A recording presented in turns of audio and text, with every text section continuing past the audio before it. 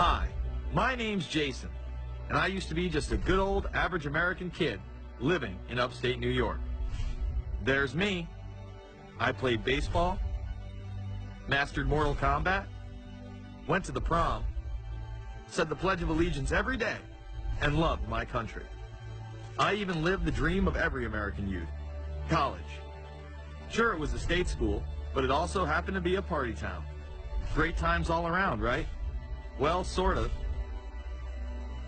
I still had to work hard as a pizza guy to make it. And of course, there was school. I had to figure out the computer graphics programs I was working with, as well as attend classes I didn't care about. I certainly didn't know much about geopolitics. Then 9/11 happened, and everything changed.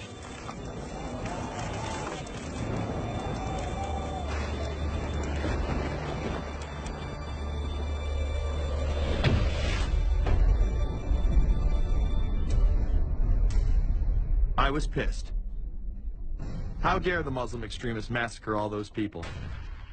But was it all true?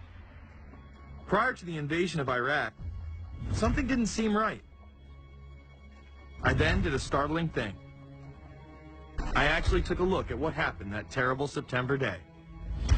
What I found horrified and angered me to such an extent that I took action. We were lied to, and lied to big time. Before I knew it, I went from a normal college student to the political guy at the party, to one of the guys that brought you the first internet blockbuster, Loose Change.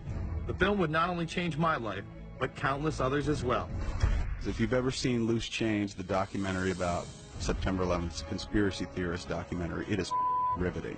Oh, like, you watch it, and by the end, not even the end, 10 minutes in, you're like... You got your car packed, your head... You're just like, oh my God, it's all true. So every place, there's questions coming from this documentary. And you don't have to believe everything in the documentary to still have questions come up. And you look back and you remember what you saw and what you were told, and now you have questions.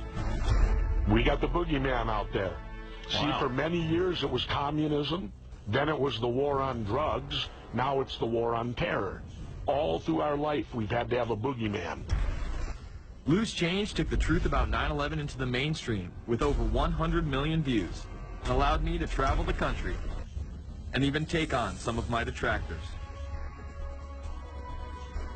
The answer is no, they cannot. Jason, I think it's telling that every time you disagree with something, you call the people a liar. I'm not calling anybody a liar, sir. I'm calling you a liar, because you are a liar. But if we were lied to about 9/11, then who was really behind it? A lot of people on the web were pointing towards the New World Order, but that was impossible. I mean, the Hulkster couldn't be involved, could he?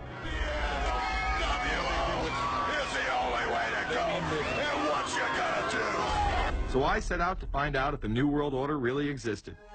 And if it did, what was it? Who was involved? And what were their goals? The very word secrecy is repugnant in a free and open society.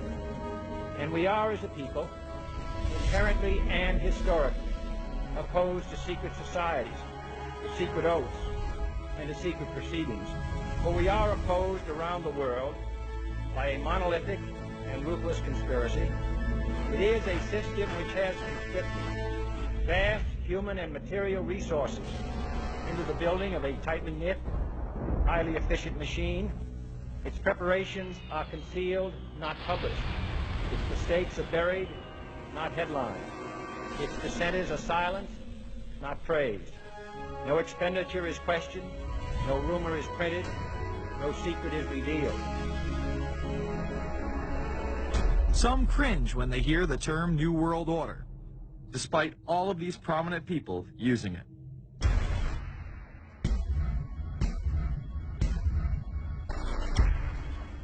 The world that maybe some people dreamt of at that conference back in Bournemouth, when it looked as if maybe history would end, that liberal democracy would triumph, that free market economics would slowly progress, and we'd have a new world order.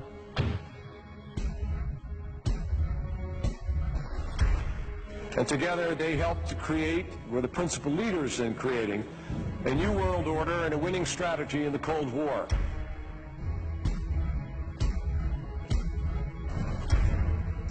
heart of a new world order. And as the recently departed Admiral William J. Crowe once said, it's long on new and it's short on order.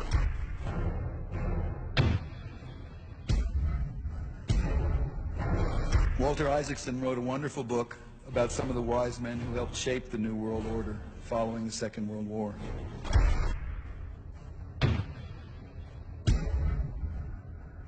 As we devise a way forward in Iraq, I urge the international community to embrace its responsibility for creating that new world order. A new world order based upon collective action.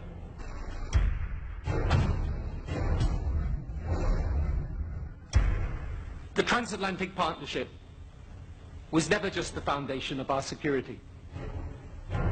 It was the foundation of our way of life. It was forged in experience of the most bitter and anguished kind. Out of it came a new Europe, a new world order, a new consensus as to how life should and could be lived.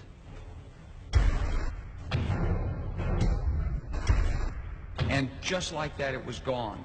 It was a new world order. That's what President George H. Bush said.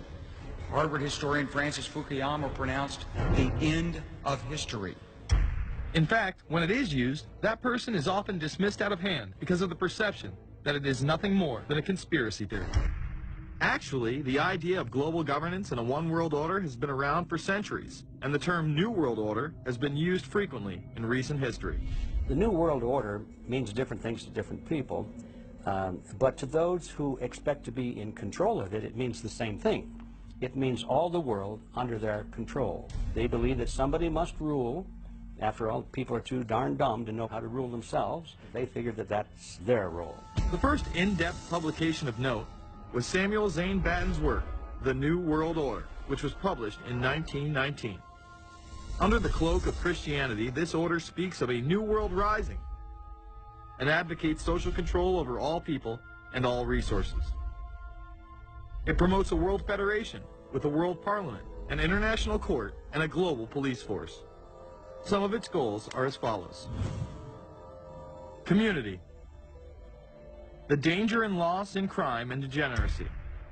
The determination to make community life safe, sanitary, wholesome, and moral. Industrial.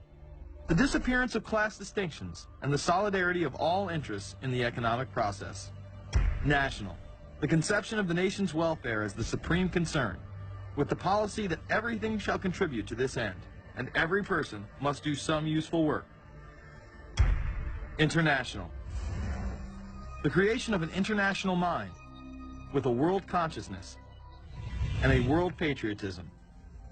The destruction of every arbitrary power that can separately and of its single choice disturb the peace of the world. Well, government is good, right? It put an end to war. Well, it could put an end to war because you just only have one dictator. I think Adolf Hitler had that in mind. He wanted a world government too, with himself as the master leader. Many have regarded Hitler as the apex of evil, a true heart of darkness. But how many people know that Hitler had his own vision of a new world order? Hitler had been promoted by the establishment. He graced the cover of Time magazine many times and was their Man of the Year twice. His vision was simple: unify Europe and then the world. The only real difference was that his order was racially motivated, instead of being based solely on religion. He even wrote a lesser-known follow-up to Mein Kampf in 1928 that many have dubbed My Order, or New World Order. President Roosevelt would condemn this order prior to World War II. Nazi forces openly seek to establish systems of government based on the regimentation of all human beings by a handful of individual rulers who seek power by force. Yes, these men and their hypnotized followers call this a new order. It is not new, and it is not order. The idea of globalization was so prominent in Nazi ideology that the 1936 Berlin Games would be the first time that the Olympic rings would be displayed prominently and promoted in order to glorify the Third Reich. This symbol represents the 5 major regions of the world: Africa, America, Asia, Europe, and Oceania, interlocking and coming together as one. This one world philosophy still defines the Olympic Games today. Australia, hello and welcome. One world, one dream. Hitler's methods of youth corps, concentration camps, eugenics, and military aggression were so visible to the rest of the world, he eventually failed. However, his vision of a new world order lived on. Author H.G. Wells, the man behind The Time Machine and War of the Worlds, would write about a planned world state in which there must be a common faith and law for mankind. In 1939, he would publish a full book on the matter called The New World Order. Wells again has a similar vision, stating that national individualism has to go and that sovereign states must end. He then goes on to write, in the great struggle to evoke westernized world socialism, contemporary governments may vanish.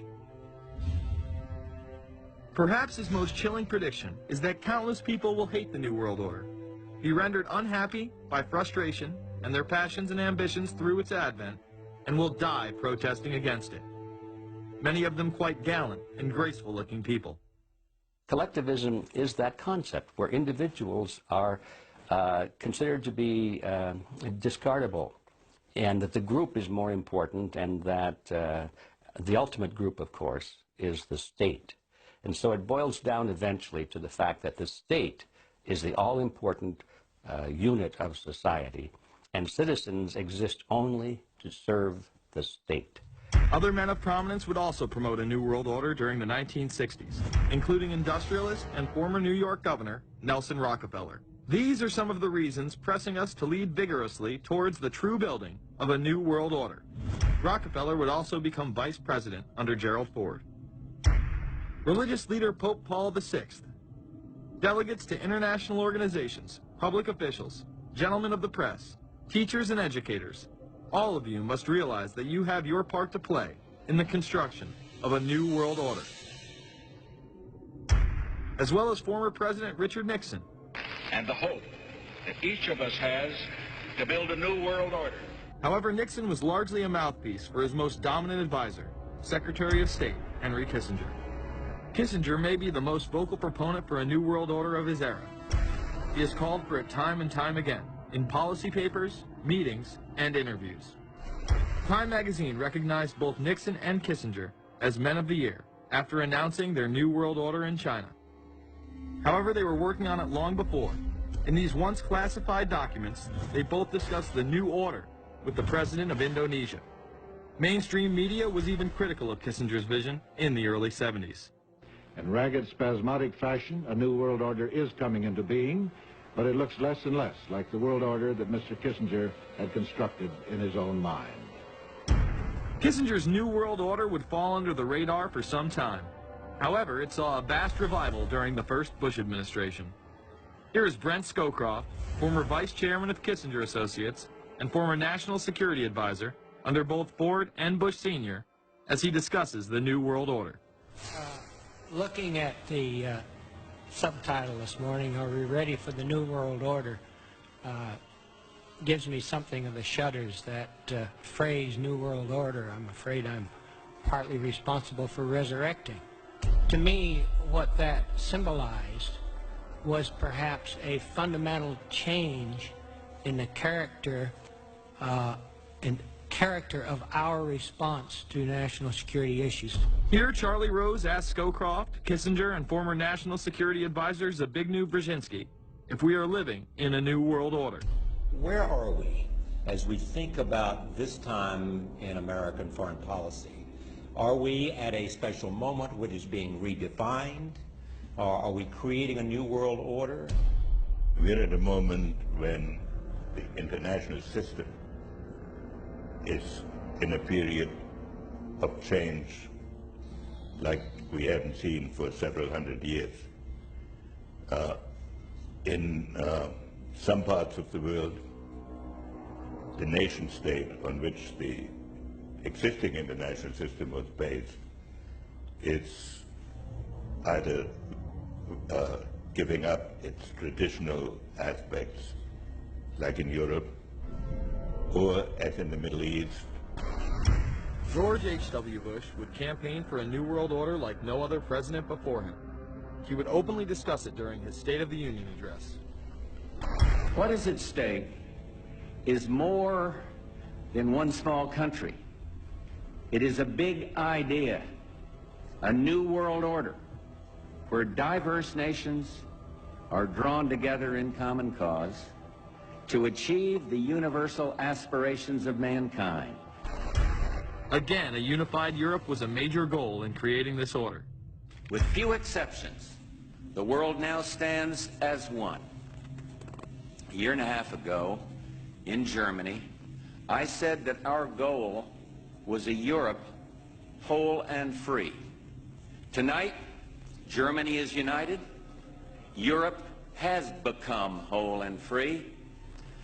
The world can therefore seize this opportunity to fulfill the long-held promise of a new world order. We can find meaning and reward by serving some higher purpose than ourselves. A shining purpose, the illumination of 1,000 points of light. Bush Sr. and his administration would tour and promote this agenda across the board at any given opportunity.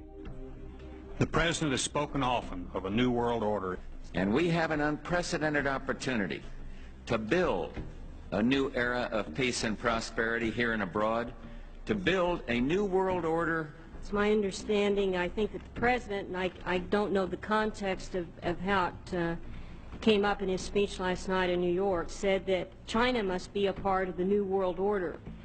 Guess I would like to ask you how you envision China fitting into the new world order.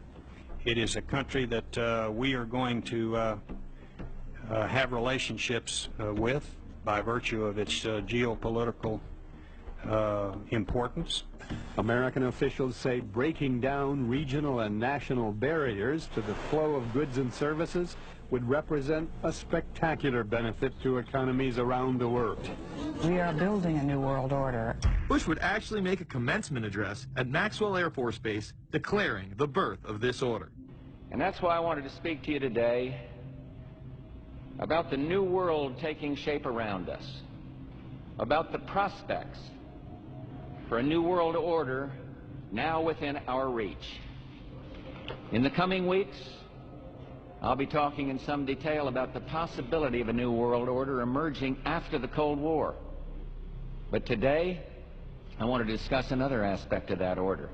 You see, as the Cold War drew to an end, we saw the possibilities of a new order in which nations work together. It refers to new ways of working with other nations to deter aggression and to achieve stability. As old threats recede, new threats emerge. The quest for the new world order is in part a challenge to keep the dangers of disorder at bay. We must build on the successes of Desert Storm to give new shape and momentum to this new world order. Only when this transformation is complete will we be able to take full measure of the opportunities presented by this new and evolving world order. The new world order really is a tool for addressing a new world of possibilities. This order gains its mission and shape not just from shared interests, but from shared ideals. After the Gulf War had ended, Bush was so obsessed with the idea of a new world order that he had a series of Glocks imprinted with the term that he would give to members of his administration, including Colin Powell, Brent Scowcroft, Dick Cheney, and General Norman Schwarzkopf. Cheney would even approve policy papers regarding the New World Order. Defense Secretary Dick Cheney has approved a revised draft of a policy document on the New World Order. The Pentagon is backing off a controversial earlier draft and has abandoned a one superpower strategy. The final document puts more emphasis on international alliances and organizations. This would become an unprecedented time period for people all over the globe to discuss at length what the New World Order meant to them. People within the media.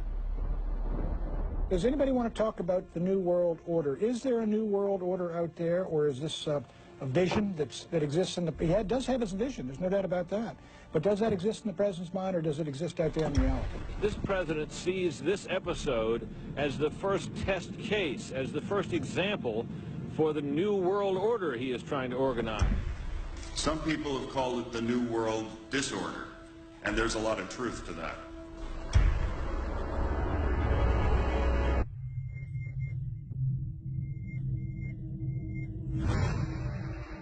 University and institutional chairs. I mean, we're talking a New World Order at Georgetown.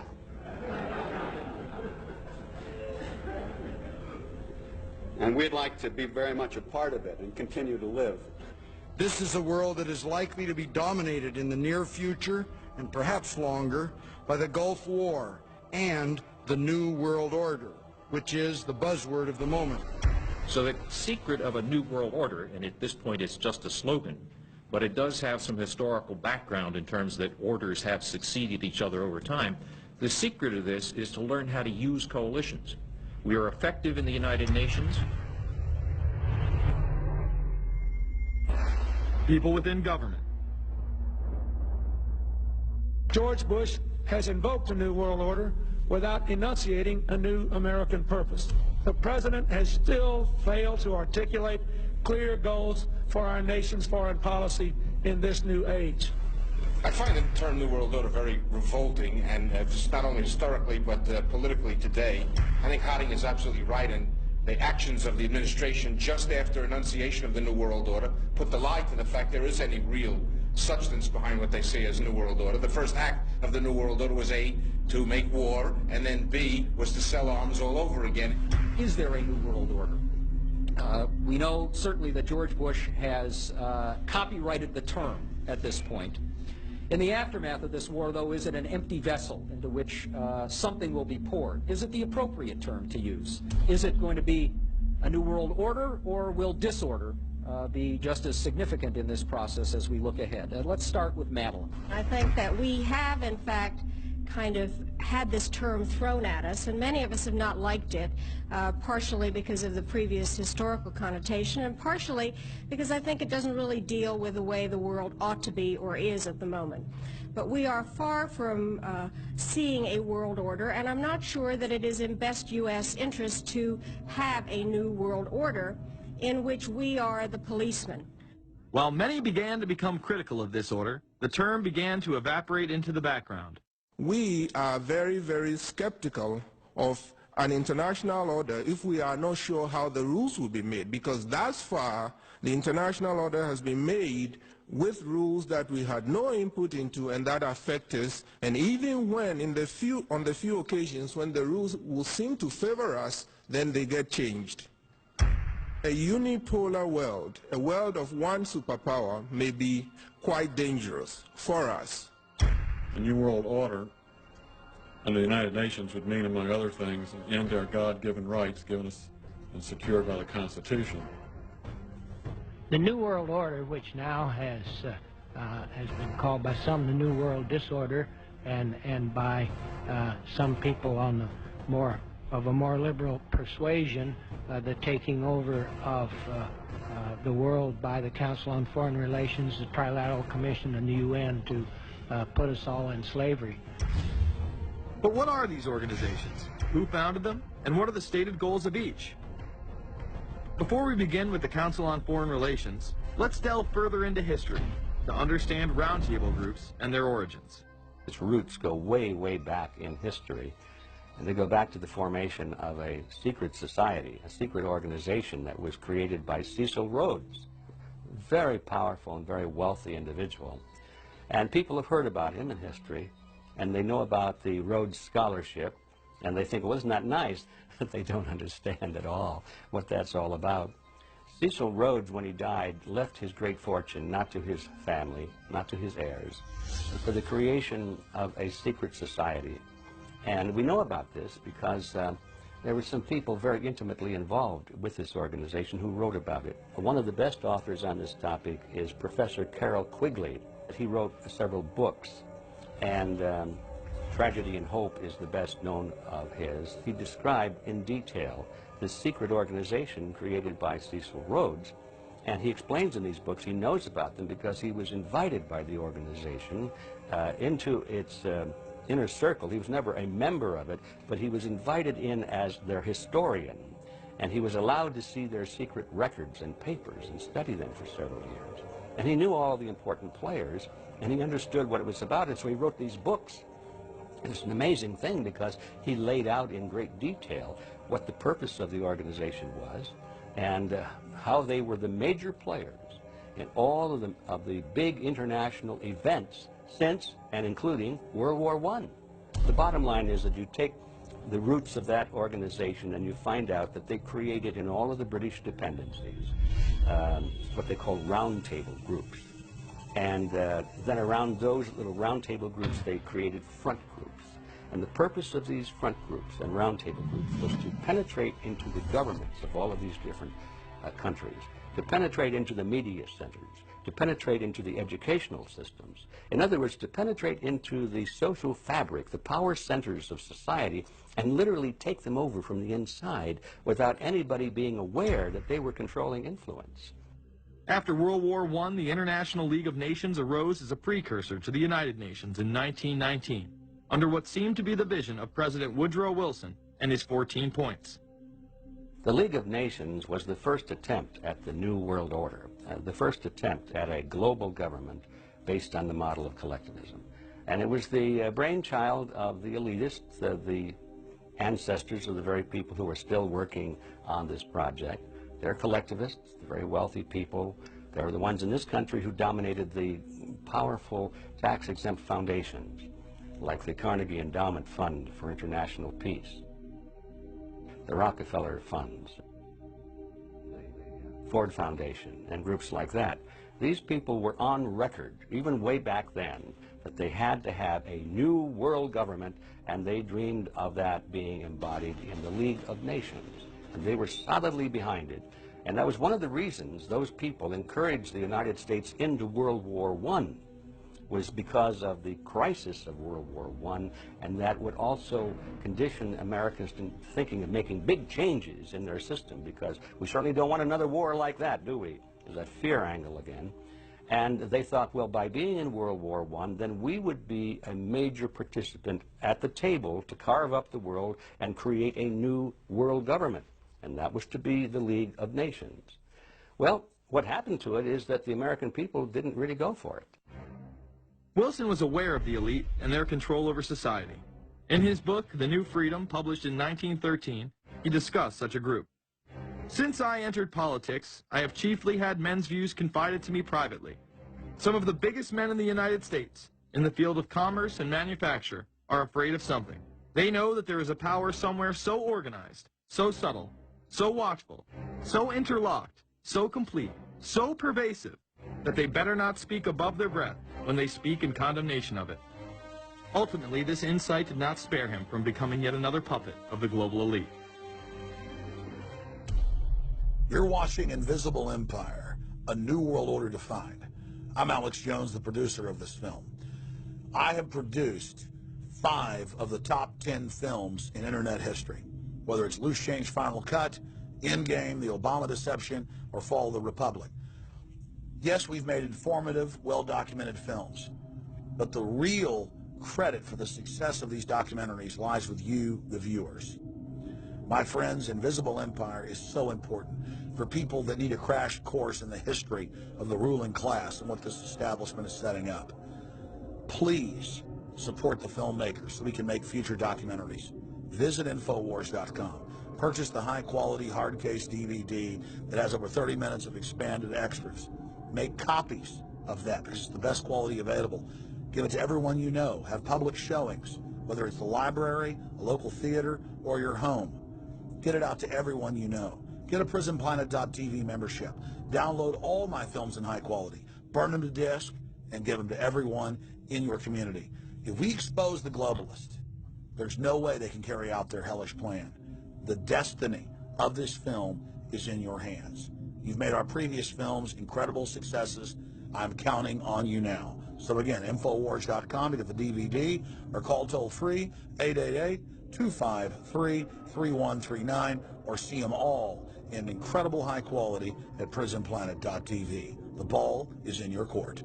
PrisonPlanet.tv is a better tool than ever in the info war. Over 6 years of my radio and TV shows, all my films in super high quality, my book, Paul Watson's book, all there, 15 cents a day.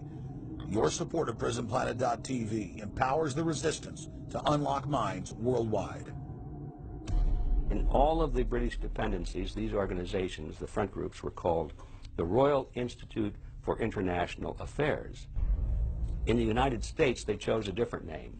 They chose the Council on Foreign Relations, but it held exactly the same relationship to this inner society of Cecil Rhodes. Among the charter members were W. Averill Harriman of Union Banking, then President of the United States Woodrow Wilson's main advisor, Colonel Edward Mendell House, John D. Rockefeller, the founder of Standard Oil, banking mogul J.P. Morgan, and prominent bankster Paul Warburg. Well, the Council on Foreign Relations exists today. It's probably the most powerful single organization in America. Many observers, including myself, believe that it is the hidden government of the United States. These people are not elected to office, and most Americans don't even know who they are. But they are holding all of the important positions in society. There are only about 4,000 of them in the United States, but I don't care what organization you want to look at, whether it's government, or whether it's universities, or the large media centers, or whatever it is. You look at the people at the tops of those organizations, the owners, the managers, the CEOs, the board of directors, and I'm going to say probably 80 to 90% of the great power centers of America are dominated by just those 4,000 people who are members of the Council on Foreign Relations. Throughout its history, it would contain extremely influential and powerful individuals in finance, business, media, and politics. Former presidents of the United States include Richard Nixon, Gerald Ford, Jimmy Carter, and William Jefferson Clinton. Currently, Barack Obama claims not to be a member, but has spoken in front of the Council and has had his writings published in the Council's magazine, Foreign Affairs. It's been reported that you and your wife are in the globalist CFR, which is the Council on Foreign Relations. I'd like to know if that is true. Well, first of all, I'm not the Council on Foreign Relations. I don't know if I'm a official member. I've spoken there before. It basically is just a forum where a bunch of people talk about foreign policy, and so there's nothing. There's no official membership. I don't have a card or, you know, a special handshake or anything like that. Now, why is that important? It's important because the avowed purpose of the Council on Foreign Relations is to create a new world order, a global government based on the model of collectivism. And that includes the elimination of the United States as a sovereign nation. That's why it's important. The people running this country are determined to destroy it.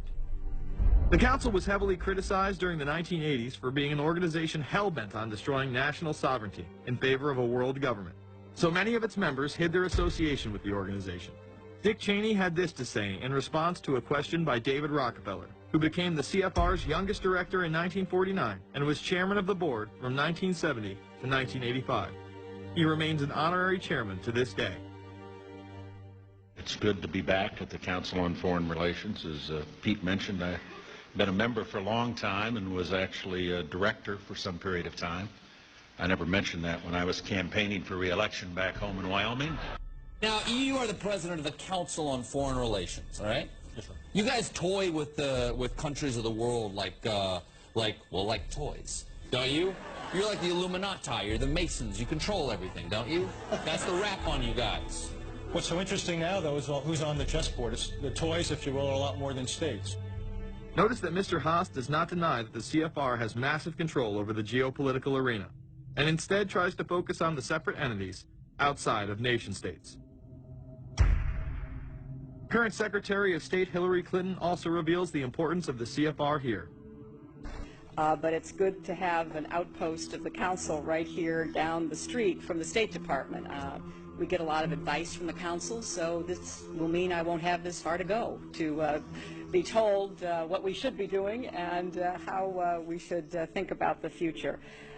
You have these private groups that are run and created by the elite, by the ultra-rich, wealthy families that have been manipulating global markets from behind the scenes for generations.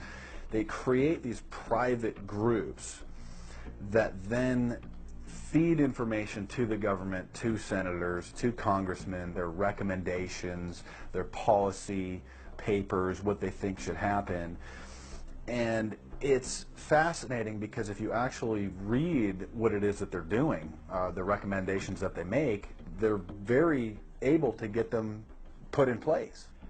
Discussions that are going on in these private groups are really talks that should be going on in Senate committees and in the halls of Congress, but they're happening with these ultra-elite groups that are then pushing their propaganda into the political mainstream, and then it's becoming enacted, it's becoming put into law. Still not convinced the CFR is promoting a new world order? Listen to what Leslie Gelb had to say upon leaving the New York Times to chair the organization as its president in 1993. I loved it. Doing a column is a great job. I'm going to an equally great but different job, and in a way a job that caps everything I've been doing in my life, in government and academia and in journalism. I think that's what the Council on Foreign Relations will allow me to do. You know, for example, you had me and 3 or 4 other folks on this show a few months ago to talk about the New World Order, right? Exactly. Right? Bob I talk about it, Right. exactly. I talk about it all the time. New World Order wants a global system where one small central authority of individuals can then dictate a policy that's going to be distributed down to the rest of the world, everywhere, in the smallest little town in the middle of nowhere in some remote country. I now think it's safe to say that the Council is extremely influential on the world stage and openly promote global governance.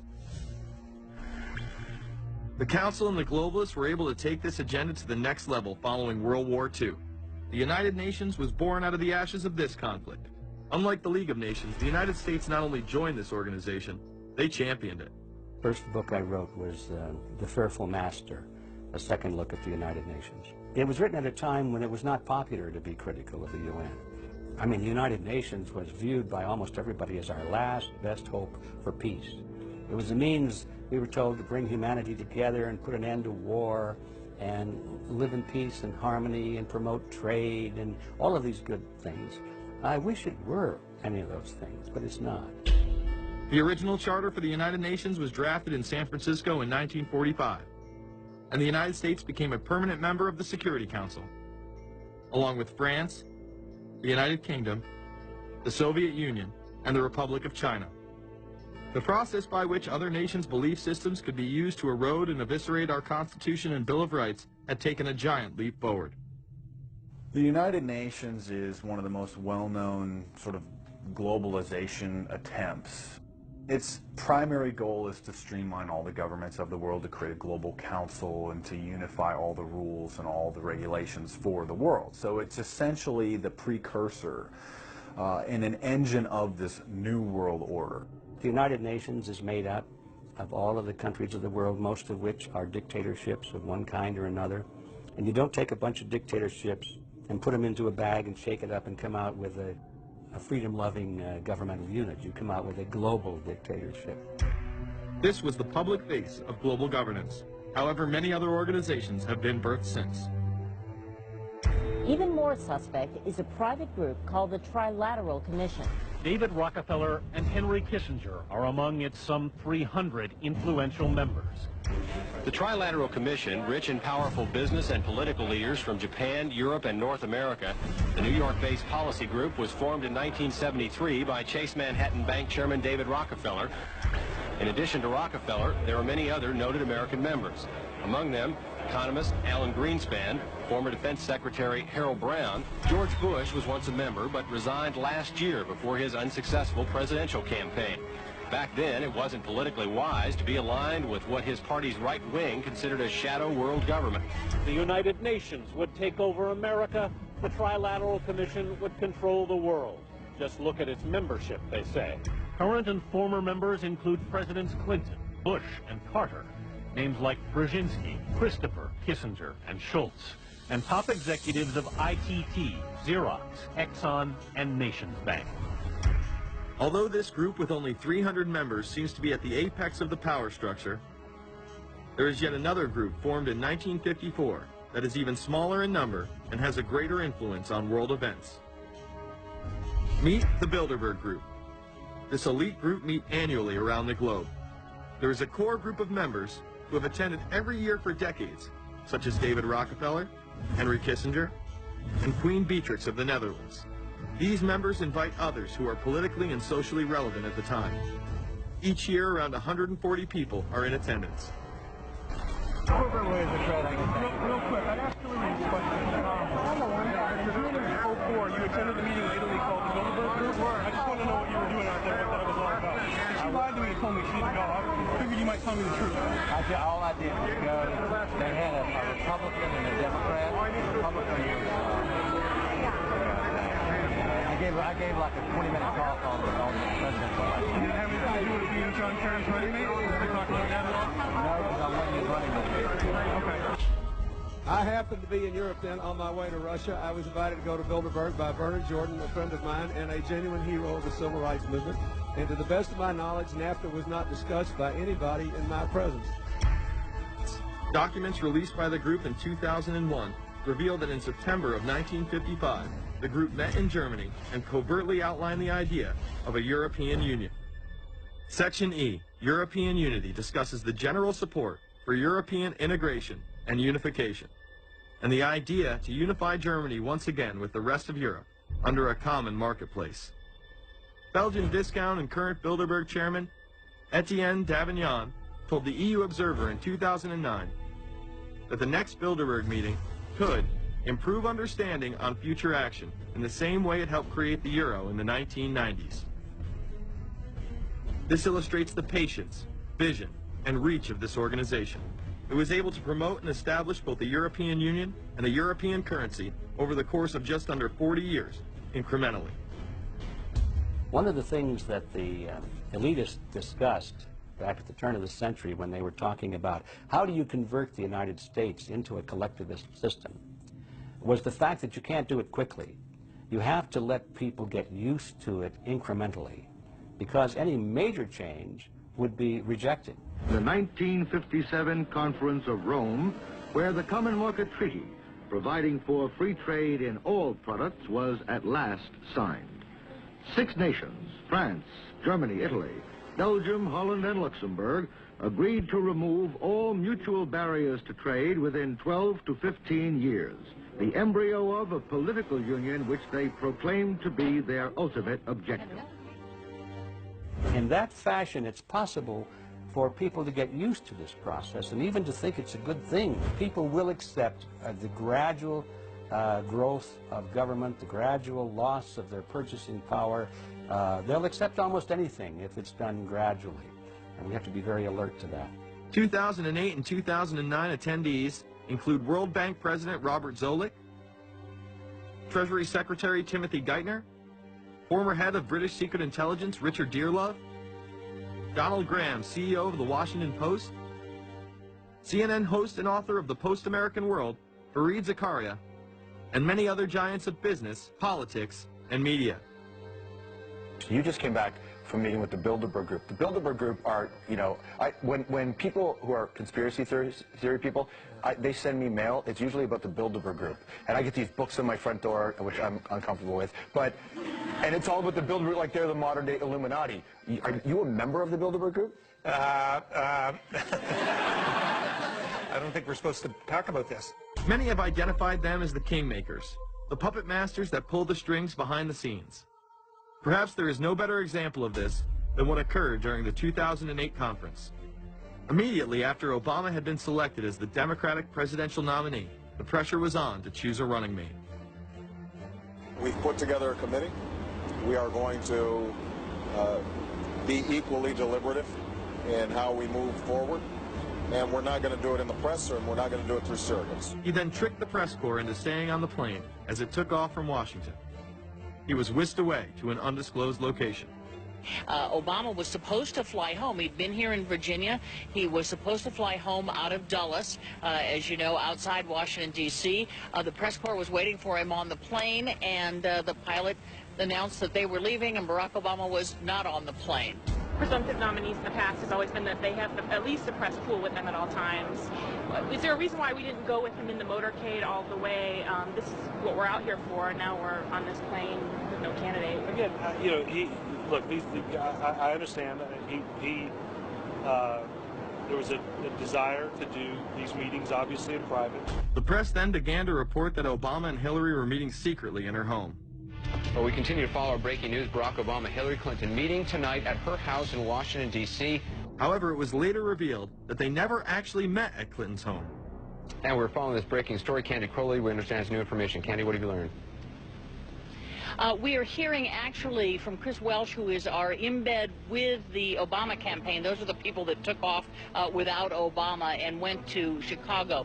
The spokesman there is in fact confirming that the meeting did take place. They're talking in past tense now, but saying that the meeting did not take place at the Clintons' house. It took place at this point at some place, I don't know where, some undisclosed place in Washington, D.C., not at Hillary Clinton's house. Remember, Gibbs mentioned that Obama had a desire to have several meetings, not just one. Is there more than one meeting? Is there more than one person that can be? I'm not going to get into all the details of the meetings. I don't know that I've got a ton more different answers for all of your questions. The truth of the matter is that Bilderberg just happened to be in the neighborhood at the time. They were holding their annual meeting just down the road in Chantilly, Virginia. What are the chances? What's interesting and dangerous about the New World Order is that it's not a natural progressing idea. It's just not civilization naturally evolving and organizing into this system. It's the group of extremely powerful people that are manipulating the system to get it to this status from behind the scenes without anybody's knowledge. You have to ask yourself, if there isn't an agenda going on to keep those organizations quiet and to keep them out of the news, to keep the discussions about them behind closed doors, then why is it that these supposed experts on the left and on the right never talk about them? This has been a condensed history of the globalist organizations and their rise to power. But is there a reason they meet behind closed doors? A shadow world government has been mentioned.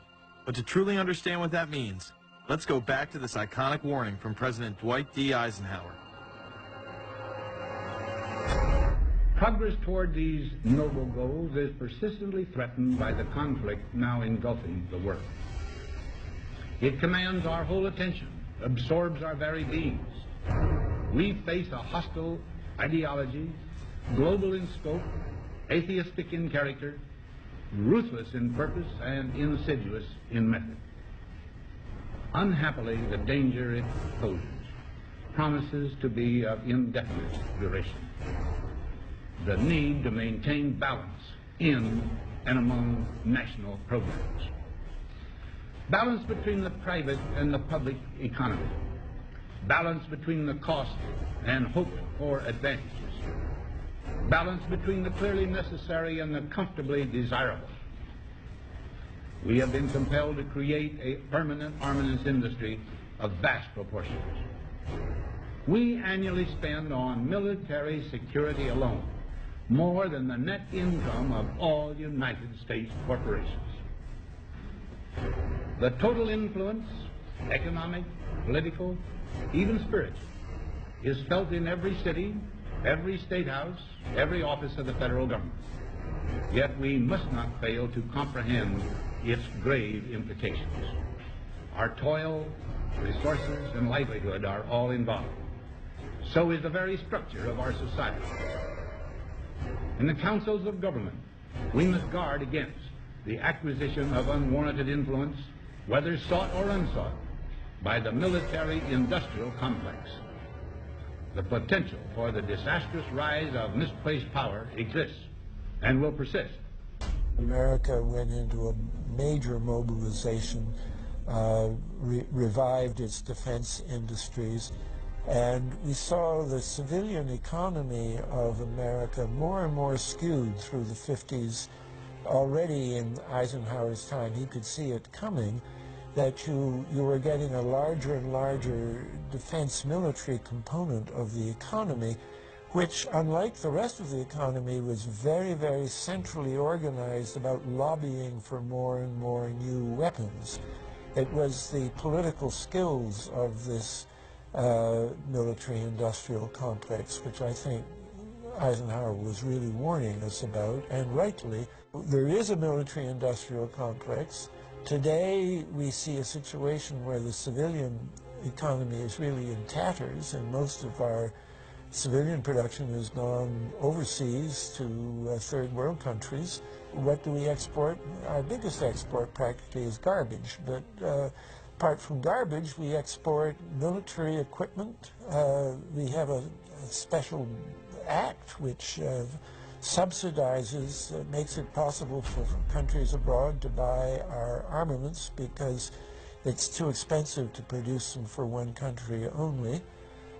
So we have become a very efficient military-industrial complex, but the civilian economy is only a ghost of what it used to be, and this has terrible consequences for democracy because it means that the power of this lobby is now sort of dominating what goes on in Washington. Through multinational corporations, global intelligence networks, out-of-control banksters, all under the veil of national security and black operations, the global elite have consolidated power on a massive scale over the last several decades. You see, global corporations not only fund and develop large technological and military projects here and abroad, they also own the consumer industry and production, as well as all of the important media. By owning the vast majority of what we hear and see on a daily basis, we have been manipulated on a mass scale as to regards to what we believe and desire, both socially and politically. Edward Bernays, the nephew of world-famous psychoanalyst Sigmund Freud, would study group dynamics and become the father of public relations. He authored the book Propaganda in 1928. In it, he described how to intelligently and consciously manipulate the habits and opinions of the masses within a democratic society. He went on to state that those who harness this unseen mechanism of society constitute an invisible government and are the true ruling power. It is they who pull the wires which control the public mind, who harness old social forces and contrive new ways to bind and guide the world. The average American is distracted, mindless, worried about minuscule things, celebrities, as if it was their own family members. And this is by design, because the powers that be, who own the media, know how our brains work. They know scientifically how the human mind functions. They know about sociology, and they are using the media, and have used the media for decades now, to entertain people with issues that don't really matter. When you have the big news networks covering celebrity issues as if it's the most important thing, it becomes the most important thing. And this is not by accident. This is to keep us out of the way. Because if you're worried about the latest celebrity death, or the latest celebrity couple, or the celebrity breakup, or your sports team having a shot at the Super Bowl or the World Series, there's so much information about those issues that can be discussed, that will mesmerize people, and they won't know or care about the real issues that are out there. Well, I think this is just one more piece of evidence of the degree to which the media, supposedly the watchdogs, has become the gatekeeper of the system. Mainstream media are, first of all, nearly all of them corporations, nearly all of them now publicly held, part of the whole Wall Street financial system that they're supposed to report about objectively, but they can't. They, right now, in October of 2009, they are celebrating the recovery of the biggest banks in New York and saying that the recession is over. Of course, there are a few problems, like foreclosures are going on, unemployment is rising. All of this is affecting the American people, but it's not affecting the financial elite who also control the media. Bernays successfully identified the invisible empire which controlled the minds of men. So as the populace is mesmerized and hypnotized by powerful behind-the-scenes forces, as they are distracted by the latest celebrity scandal, the newest cell phone, and their favorite sports team, this network disguises itself, remaining in the shadows. Despite the elite utilizing Bernays' methods, in conjunction with the military-industrial complex they had erected, a modern arm of this organization was exposed in what came to be known as the Iran-Contra scandal. Essentially, black operations were not only caught dealing arms illegally and supporting South American dictators, but also smuggling drugs into the United States. Iran-Contra was really the merging of two different programs. The first one was support for the Contras, who were, let's face it, a force of terrorists in Nicaragua trying to overthrow the Sandinista government. They were being secretly supported by the CIA, and at the bottom of the whole thing was drugs. Iran-Contra was openly exposed by massive network coverage. How was it that in 3 years, a network Washington set up to run arms to the Contras wound up running cocaine into this country for the most vicious drug cartel in the world? At the same time, we were supposed to be fighting a war against drugs. But by the same token, I also smuggled my share of weapons in exchange for those illegal substances, with the full knowledge and assistance of both the DEA and CIA. Betzner says that in 1983 he flew weapons from Florida to El Salvador and drugs from Colombia to the Bahamas on the way back. In 1984, he says, he flew twice from Florida to Costa Rica and back. We could bring back our own cargo, and they would arrange it, or we could bring back their cargo without ever having to worry about interception, arrest, anything like this, that everything was taken care of. What kind of cargo were you talking about? Drugs. Tolliver says he had 2 meetings with this man, CIA veteran Rafael Quintero. Then in March of 1986, he says he flew 14 tons of weapons down to Honduras, to this Contra resupply base set up by the CIA. We take off from Tegucigalpa, Honduras, and we leave. To? South Florida. Where in South Florida? We landed at Homestead. Homestead? Air Force Base. This is the plane Tolliver says he used. The plane traces to a company that had a State Department contract to fly humanitarian supplies to the Contras. In addition to that, 3 dozen sources confirm the basic scheme. We can now report that long before that operation began, there was another operation to provide guns for the Contras, which was also against the law. In this operation, Americans and Israelis provided arms to the Contras, and then the same network smuggled drugs into the United States. The operation was launched in spring of 1983 at Washington's request, with at least $20 million of Israeli government money later reimbursed, we're told, from U.S. covert operations funds. For about 5 years, people were flying arms into Iran, and most of them came from Israel. The Israelis purchased the weapons from Poland and Czechoslovakia and began shipping them secretly from Yugoslavia to Bolivia, and then to Panama. The Israeli liaison man there, this man, Michael Harari, until recently a close aide to Panama's strongman, General Manuel Noriega. You bring the ship into Colombia, you would load drugs aboard it, and you would bring those drugs back to Panama with you. But bringing that stuff into the United States, that was something else. I've never been so thoroughly disgusted with myself in my life. This network would also be involved in the October surprise. We really can't understand that unless we understand the so-called October surprise in the 1980 election, which is, I think, unquestionably Republicans, including William Casey, who later became Reagan's head of the CIA, negotiated with the Iranians for them not to release the hostages which were being held in Iran to Carter, but to wait until the Carter was defeated and the Republicans were in. That is what actually happened, that the hostages were only released on the day that Carter left office and Reagan came in. Unbelievably, this same network would even be linked to the BCCI banking scandal by journalist Danny Casolaro. Casolaro was probing a conspiracy he called the Octopus, which involved the Iranian hostage crisis, the Iran-Contra affair, with, believe it or not, all funds channeled through BCCI, the international bank charged with everything from money laundering to fraud. BCCI, it's a shadowy international bank linked to terrorists, drug runners, and dictators. Little was known about BCCI until 6 of its top officers were arrested in Tampa in October of 1988 on charges of laundering drug money for Colombian cocaine bosses. The BCCI men were convicted, and the bank itself pleaded guilty. But for some reason, the bank was allowed to continue to operate all over the world. There are indications that some of the reluctance to prosecute this bank stemmed from the favors it did. For the favors it did for intelligence services everywhere.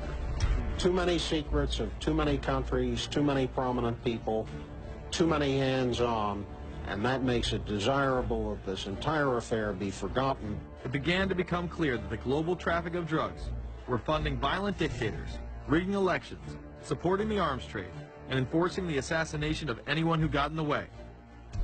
Casolaro was found dead for his efforts in exposing this network.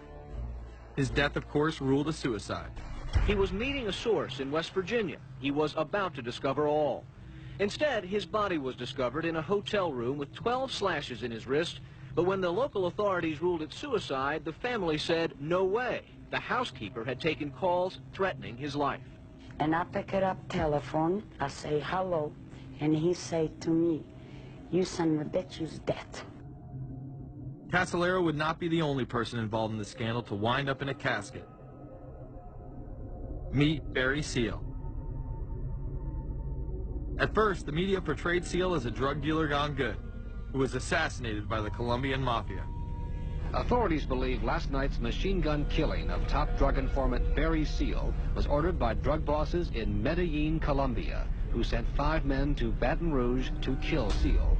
Sam Dalton was the lawyer that represented the Colombian hitmen convicted of his assassination.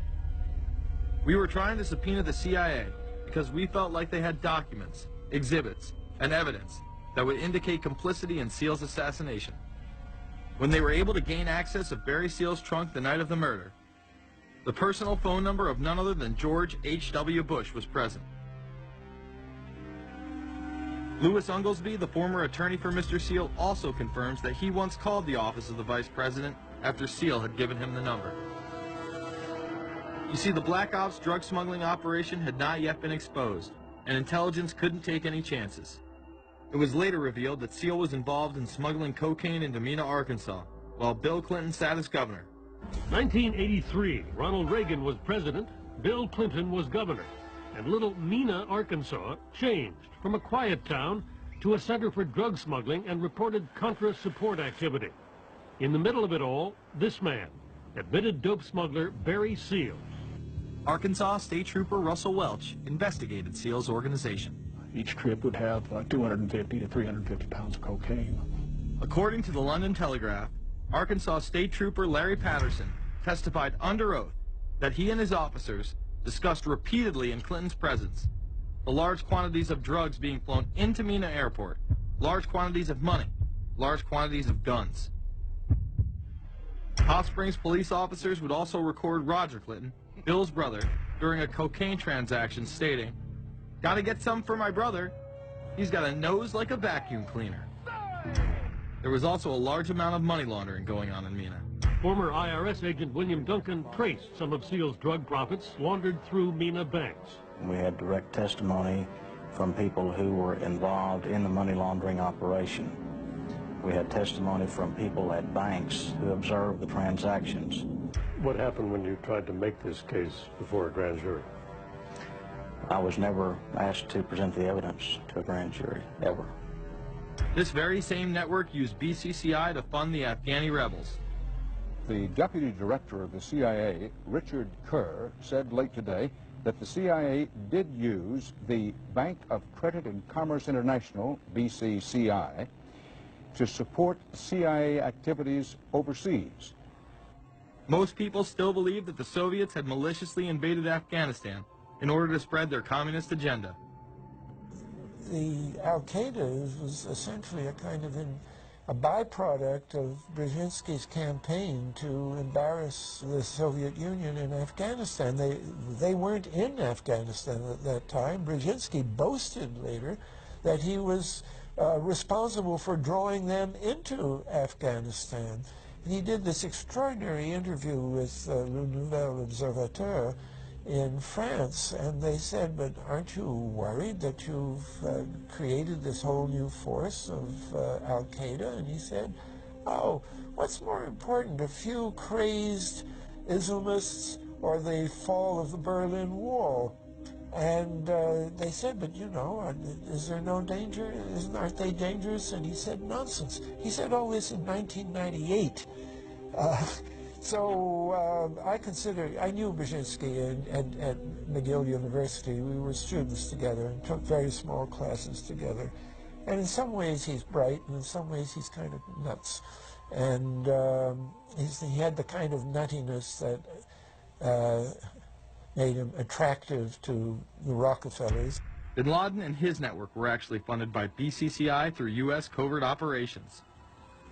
Well, the reason I bring it up, if you've ever heard any of our call-in shows, you know that we have people that think about the conspiracy theories of people like you.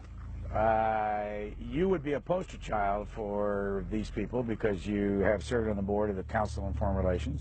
You helped start the Trilateral Commission, and you've been to the Bilderberger Group. Are people too close in this world, people in business, too close to the governments? Well, you know, there is such a thing as insidious influence. And the question is, how does it operate? Does it involve bribery? And does it involve some sort of psychological domination of individuals? I don't believe in this notion of some sort of secret societies controlling people. But of course, in any political system, there are sort of over-the-table and under-the-table arrangements. Arrangements that involved ruthless, illegal, and immoral activities in order to dominate humanity. Despite all of the evidence that has just been presented, this network would fall down the memory hole, even though 14 convictions were made in the Iran-Contra scandal. The continued cover-up would be made possible by George H.W. Bush. These documents that came forward in the North trial clearly reveal the involvement of the vice president to a greater degree, I think, than he has acknowledged heretofore. This, of course, did not stop him from pardoning those involved during the twilight of his presidency. Some new reverberations today to President Bush's Christmas Eve surprise, the pardoning of former Defense Secretary Caspar Weinberger and several others in connection with the Iran-Contra allegations. Well, now the special prosecutor says it's the president who needs to explain some things. The real issue is why the notes weren't produced 5 years ago when the congressional investigation and the independent counsel's investigation had requested them. Because high-level political officials scrambled to limit the investigation and establish plausible deniability for the upper echelons of the network, including Bush himself. So who is this guy, and how did he come to power? To understand that, we must first take a look at his father, Prescott. Prescott was born into privilege and became extremely influential in business, intelligence, and politics. He helped establish the CIA out of the Army's Office of Strategic Services with the Dulles brothers, and served as a senator in the state of Connecticut. However, during his time serving as one of the directors of Union Banking Corporation, he was doing business with Nazis. The Bushes have been sort of at the heart of the military-industrial complex since its very beginning, and that Prescott was involved in a firm that actually fronted for Nazi firms in America. In fact, Union Banking and its subsidiaries were seized by the United States government in October of 1942 under the Trading with the Enemy Act. After the war, the assets were returned, a few fines were paid, and it was swept under the rug of forgotten history. These Nazi ties should not be all that shocking, seeing as it has been declassified that the Office of Strategic Services recruited Nazis into its ranks through Project Paperclip in August of 1945. George Bush seemed to follow in his father's footsteps, using Prescott's business connections to move to Texas and get into the oil industry. He would first attain political office as a Texas congressman in 1966, but then lose his bid as a Texas senator in 1970. It was at this time that Nixon appointed Bush as an ambassador to the United Nations. According to official accounts, Bush then began work with the CIA as its director in 1976. Evidence suggests that Mr. Bush and the CIA actually had a much longer-standing relationship. There are indications that he had relations to the CIA before. There's a very strange memo, and the name's George Bush. And when this was published, there was a lot of fuzzing of the issues, but given George H.W. Bush's strong connections with the Cuban community, I think there is a good chance that it was the George Bush we know, so that he did have a CIA connection. Bush left the CIA just under a year after his appointment. He is credited with restoring the agency's morale, as its image was being shattered by the Church Committee's revelations of the CIA's unauthorized activities involving assassinations and corruption. In reality, Bush was responsible for denying the Church Committee many of the documents it requested and making it impossible for them to do a thorough investigation. After his time as CIA director, he devoted himself to becoming the next president of the United States. Many people within his own party did not like his globalist ties. Along the campaign trail, Bush continually had to explain his association with the group. You know J.R. Ewing in the show Dallas? J.R. is a member of the Trilateral Commission, I think. It's got to be because it's so bad. Let me tell you something. I used to be a member of it. I resigned, as I did from every business thing I was in, to concentrate on one thing, running for President of the United States. Ronald Reagan initially had no interest in having Bush as his running mate. Even then presidential candidate Ronald Reagan had questions. I would suggest that maybe Mr. Bush would clear the air if he'd tell us why he resigned. Reagan's backers then forced him to choose their intelligence frontman, George H.W. Bush, as his vice president. But in spite of last year's campaign rhetoric, all seems to be back to normal between George Bush and his old colleagues. And President Reagan, who is relying on many of these powerful business leaders to make his economic package work, will host commission representatives at the White House Monday. After Reagan's election, there was an attempt on his life, just 69 days into office. Astoundingly, Bush would again be connected. Well, just who is John Hinckley, Jr.? When he left this neighborhood 8 years ago, he was, by all accounts, well-liked and seemingly normal. This donut shop near the motel was visited by Hinckley, who reportedly waited for a phone call here each day, even though he had a phone in his motel room. The nature of the calls is not known. A touch of irony. The young man walking with the elder Hinckley is 30-year-old Scott Hinckley, John Jr.'s brother. He and Vice President Bush's son, Neil, are friends. They had planned to have dinner together in Denver tonight. The plans have been canceled. We were told Hinckley was a madman acting alone. If that was the case, why was he making phone calls from a payphone down the road instead of his hotel room?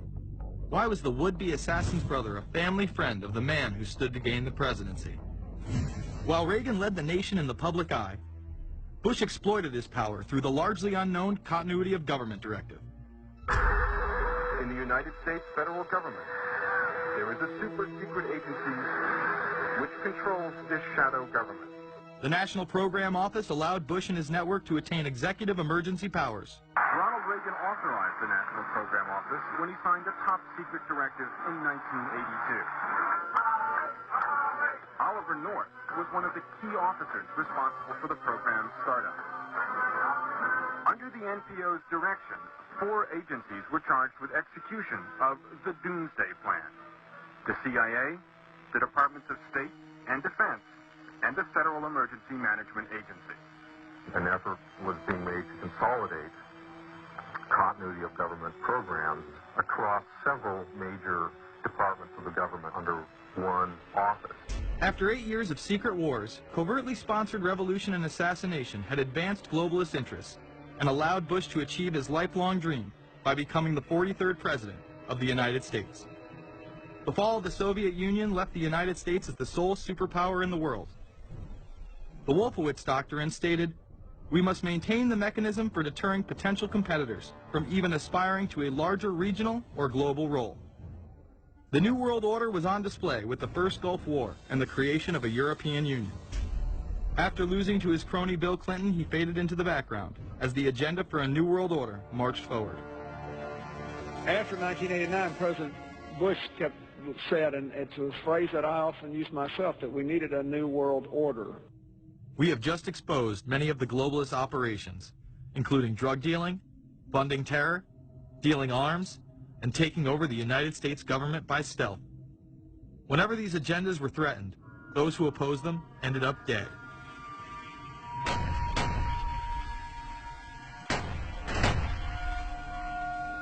We've got some difficult days ahead,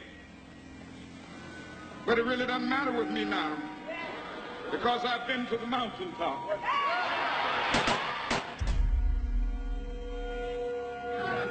My thanks to all of you, and now it's on to Chicago, and let's win there. Thank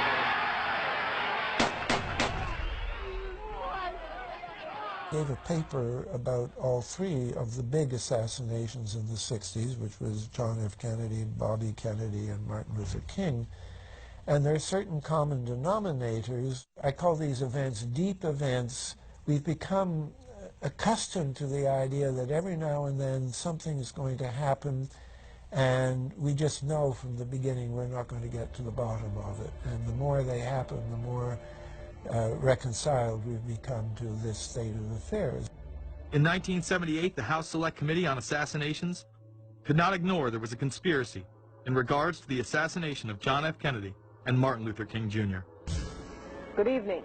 A congressional committee has concluded that President John Kennedy and civil rights leader Martin Luther King, Jr., both of them, were probably killed as the result of conspiracies. The House Assassinations Committee wound up its 2-year study by recommending that the Justice Department look into both cases. In the assassination of Dr. Martin Luther King, the committee concluded the likelihood of conspiracy. The committee's summary of findings says President Kennedy was probably assassinated as a result of a conspiracy, that its evidence establishes a high probability that 2 gunmen fired at the motorcade.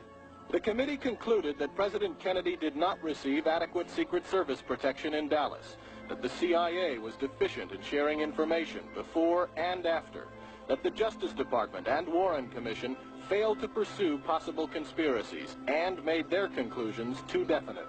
There seems to be no debate that the CIA and Secret Service were involved in the assassination, as you can clearly see 2 Secret Service agents being taken away from their positions at the back of Kennedy's vehicle just moments before the assassination. And no matter what you believe about Oswald, it has now been declassified that Oswald was trained by the CIA in 1957 under the cover of the Office of Naval Intelligence. These political assassinations continue to this day. The 11-person jury in the inquest must decide if these stills, never before seen of Diana in the Mercedes and then the crash, are the frantic moments after a tragic accident or the aftermath of a calculated murder. Mr. Al-Fayed? Mohammed Al-Fayed, Dodi's father, has long since made up his mind. I believe that my son and Princess Diana have been murdered by the royal family. He claims Diana was pregnant and about to announce her engagement to his son, an embarrassment so great, he says, that Prince Philip commissioned British Secret Service to kill the couple. Assassination is an option when the ruling class can identify an enemy who cannot be compromised. But how do they bend the population's will to do their bidding? Well, the false flag operation is one in which the attacker carries the flag of someone else. It's usually a military operation, and the purpose, of course, is to create the impression that the attacker is someone else. They want to create negative public opinion against the nation whose flag was being used. Or they may even not use a flag at all. This sort of thing is done all the time, and it's certainly not unique in history. I think we've been seeing a lot of it lately.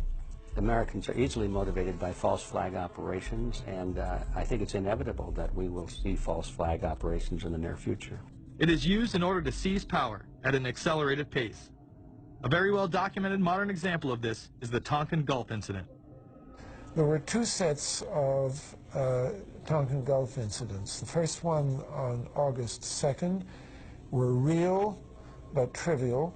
The second on August 4th, 2 days later, were the ones to which we actually sent planes off in retaliation and were, in theory, much bigger, a torpedo attack on a U.S. destroyer, but in fact it never happened. When McNamara visited Vietnam, he confirmed the Tonkin Gulf incident never occurred, and once again, we were lied into war. To this day, I don't know what happened on August 2nd and August 4th, 1964 in the Tonkin Gulf. The general provided the answer, saying his Navy attacked the Maddox on August 2nd. But on the 4th, nothing happened. There was absolutely nothing, he said. We know for a fact now that NSA and CIA both falsified their reports up to Johnson on that day to make it look as if there had been an attack. Upon the fall of communism, a new threat had to be established in order to maintain their military-industrial complex and keep the people in fear of invisible enemies. More modern examples of this have been used not only to start conflicts abroad, but to instill fear in large populations in order to demonize groups and further erode civil liberties. The majority of people still believe that Timothy McVeigh was a right-wing extremist who bombed the Oklahoma City building with a Ryder truck because he was upset with the government. People close to the event told a very different story. A local congressman believes that convicted bomber Timothy McVeigh and his accused co-conspirator Terry Nichols are not the only ones involved. The Oklahoma State Representative Charles Key produced a videotape featuring witnesses who claim to have seen Timothy McVeigh with another man the morning of the bombing. He was wearing a ball cap. Timothy McVeigh had his on backwards, which just like this. It was on his head. The other gentleman had his on like this. In fact, the FBI had actively pursued John Doe No. 2 in its initial investigation, then denied his existence altogether. There were also multiple reports that explosives were found inside the Murrah building. The Justice Department is reporting that a second explosive device has been found in the AP Murrah building in downtown Oklahoma City. Mike, you're still with us, aren't you? Yes, I am, and I might tell you in addition to that that in fact what we were told at the scene a few minutes ago was that in fact 2 different explosive devices were found in addition to the one that went off. The second explosive was found and defused. The third explosive that was found, and they are working on right now as we speak, I understand, both the second and third explosives, if you can imagine this, were larger than the first. Bomb squads were actually caught on video pulling into the building to retrieve these devices. They'll back that trailer down there, and the bomb squad folks will go in, and they will use that trailer. You see the bucket on the back there, sort of, this is how they would transport the explosive device away from this populated area to try to do something with it. I just took a look down the street at the Murrah building again. I see another bomb truck going, so apparently they're going to try to get out that third bomb that's been talked about. This was even confirmed by the governor at the time, Frank Keating. One device was deactivated. Apparently there's another device, and obviously whatever did the damage to the Murrah building was a tremendous, very sophisticated explosive device. Members of the ATF who would have normally been in the building were tipped off prior to the bombing. He saw what appeared to be a police bomb squad truck near the Murrah building 2 hours before the blast. It had a shield on the side of the door, and it said bomb disposal or bomb squad below it, and I really found that interesting. Another witness who spoke to ABC News on the condition of anonymity will tell the grand jury tomorrow he was told by an ATF official agents working in the building had been warned in advance not to come to work. He just came out and told me that the ATF wasn't in the building that day. They'd been tipped by their pagers not to come to work, which I was flabbergasted.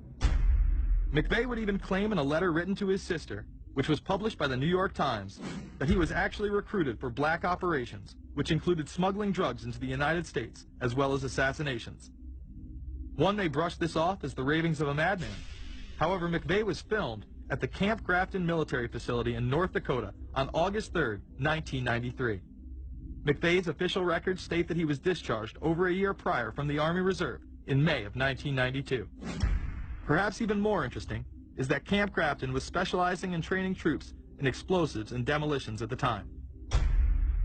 When all was said and done, the security tapes reported to have captured the entire thing on video were rounded up and classified. In 2009, they were finally released, and magically none of them caught the bombing. The excuse being they were all having their tapes changed at that exact moment. This event would be labeled domestic extremism, which was used to demonize critics of world government, militias, and create fear within the populace. Muslim extremism seemed to show its ugly face in then unprecedented fashion on February 26, 1993. A truck bomb had gone off in the parking area of the World Trade Center. Luckily, the bombers failed to follow instructions and parked the truck carrying the explosives against the main support column. What is not discussed, however, is the bomb was actually built by an FBI informant under the supervision of the FBI. Ahmed Salam, a former Egyptian army officer who had been doing undercover work for the FBI, was the man who actually built the bomb. When he was told that he would have to use real bomb-making material instead of harmless substitutes, he became suspicious and began taping his conversations with FBI officials. Last winter, the FBI was praised for its speed in cracking the case of the World Trade Center bombing and bringing 4 suspects to trial. Now, there is some evidence that the FBI may have known of the plot in advance through an informant and might even have stopped the bombing that killed 6 people. Notice the media emphasizes that they might have been able to stop it. They then gloss over the fact that the bomb was built by their agent under FBI supervision in conjunction with the district attorney. FBI agents might have been able to prevent last February's deadly explosion at New York's World Trade Center. They discussed secretly substituting harmless powder for the explosives, but they didn't, according to the FBI's own informant, Imad Salem. Unbeknownst to the FBI at the time, Salem recorded many of his conversations with his handlers. The actual recording where Salam discusses this with his FBI handler, John Antisev, was released years after the trial. You got paid regularly for good information. I mean, the expenses were a little bit out of the ordinary, and it was really questioned. Don't tell Nancy I told you this. Well, I have to tell her, of course. Well, then if you have to, you have to. Yeah, because, I mean, the lady was being honest, and I was being honest, and everything was submitted with a receipt. Yeah. And now it's questionable. It's not questionable. It's like a little out of ordinary. Okay. You know. All right. I don't think it was. If that's what you think, guys, fine. But I don't think that, because we was start already building the bomb, which is went off in the World Trade Center. It was built by supervision from the Bureau and the DA, and we was all informed about it, and we know that the bomb started to be built. By who? By your confidential informant. What a wonderful, great case. Following the convictions of the Muslims who were too inept to make their own bomb and park the vehicle in the proper area, Salam was pulled into the FBI's Witness Protection Program, where he has never been heard from again. Prior to the largest and most devastating terrorist attack on U.S. soil, the United States was poised as the first truly global superpower. Brzezinski would muse in 1997 that geostrategic success would represent a fitting legacy of America's role as the first, only, and last truly global superpower, and that the only way to mobilize Americans was a truly massive and widely perceived direct external threat. In September of 2000, a neoconservative think tank called the Project for a New American Century echoed Brzezinski's statements, saying the United States is the world's only superpower, combining preeminent military power, global technological leadership, and the world's largest economy. An engine for New World Order ideals, members of PNAC included Dick Cheney, Donald Rumsfeld, Jeb Bush, Scooter Libby, William Crystal, and Paul Wolfowitz. Describing the difficulty in projecting force, they write the process of transformation is likely to be a long one, absent some catastrophic and catalyzing event, like a new Pearl Harbor. This takes us full circle to the September 11th attacks of 2001. In my previous film, Fabled Enemies, I expose in great detail the Saudi Arabian, Pakistani, and Israeli connections in conjunction with this international intelligence operation.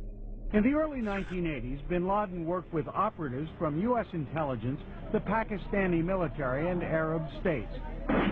They ran a wide-ranging covert network that recruited and financed Muslim fighters to battle the Soviet army. The hijackers that were trained at U.S. military installations and protected by the FBI and CIA. The military exercises leading up to 9/11, and those that took place as the attacks occurred. Open line. Surveillance, Sergeant Richmond. Sergeant White from Cheyenne Mountain Test Control. How are you? I'm doing fine. Okay, I need you to terminate all exercise inputs coming to Cheyenne Mountain at this time. Copy. And stay on loop until I verify that the connectivity is disconnected on the exercise side only. Okay, no, do not do any more inputs on the exercise side and stand by. I got Cheyenne Mountain on the line. Terminating all exercise inputs. So over, if you didn't know that exercise. Oh, yeah. The Black Ops program, Able Danger, and the shadow government involvement. This morning we learned that the Vice President wasn't the only one sent to an undisclosed location on September 11th, that an entire backup government was and is still there and may be there for as long as anyone now at least can imagine. As well as much, much more. The government has lied about 9/11 repeatedly and used it to dominate the Middle East, while creating an evolving police state here, encroaching on civil liberties at home. And of course, building a new world order. There is a chance for the President of the United States to use this disaster to carry out what his father, a phrase his father used, I think, only once, and hasn't been used since, and that is a new world order. We know now that September 11th of 2001 was the beginning of what we might call a new world order. The New World Order that this president's father talked about with such great enthusiasm seems to be high on the agenda of this administration. Under the second Bush administration, massive amounts of civil liberties were openly and brazenly taken away following 9/11. The passage of the Patriot Acts, the Military Commissions Act, and other horrifying anti-constitutional legislation was enabled by the incredible amount of fear generated by the media, all in the name of keeping us safe here at home. The war itself would create huge profits for the military-industrial complex, and the globalists would seize even more power and control over Middle Eastern resources in what they planned to become a Eurasian Union under their control. Although the establishment claimed to be fighting for our freedom abroad, they were destroying our sovereignty by stealth. Expanding on NAFTA, they were able to consolidate power on the domestic front by deindustrializing the United States through CAFTA, the Central American Free Trade Agreement, as well as the SPP, the Securities and Prosperity Partnership. Opponents, however, say the initiative is nothing less than a plan to create a North American Union that would eliminate sovereignty for all three nations. Building on the North American Free Trade Agreement, the NAFTA section of the Commerce Department is busy drafting laws and regulations for a North American Union, a union of Canada, America, and Mexico. The President has attended secret meetings and signed at least 2 agreements under the Security and Prosperity Partnership Program. The stated goal established by Presidents Bush, Fox, and Prime Minister Paul Martin is integration by 2010. It's a plan from the business elites, the political elites, that will cost more American jobs, cost American sovereignty, but it would fulfill the President's father's vision. Now, former United States Trade Ambassador Robert Zoellick is talking about it again with renewed vigor. This time, a new world order with business at the helm of trade and economic policy. It's an agenda that goes hand in hand with the United States, Mexico, and Canada working quietly and behind the scenes to promote a common market with common deregulation for the benefit of multinational corporations. It's remarkable to me, the arrogance, the idea of just simply throwing away the nation's sovereignty, but they're trying to do so in so many ways. People better understand that they mean exactly what they're saying. It's a new world order they're trying to create. Dobbs, the only mainstream anchor to expose the New World Order, resigned shortly after bullets were fired into his home. The elite do not plan on waiting around for these unions to be formed before implementing the next step in global government. Through the vast global economic crisis of the last few years, they have been able to devalue the dollar and undermine it as the world's reserve currency. They have allowed the Federal Reserve and IMF to consolidate power by taking control of the Securities and Exchange Commission, as well as issuing a global currency instead of the dollar, disguised as a special drawing rights unit. This aspect of the New World Order was announced at the G20 in April of 2009. There is a big thing that's going to happen in London at this G20, and then they're hiding it, they're camouflaging it, they're not talking about it. Coordination of international regulation.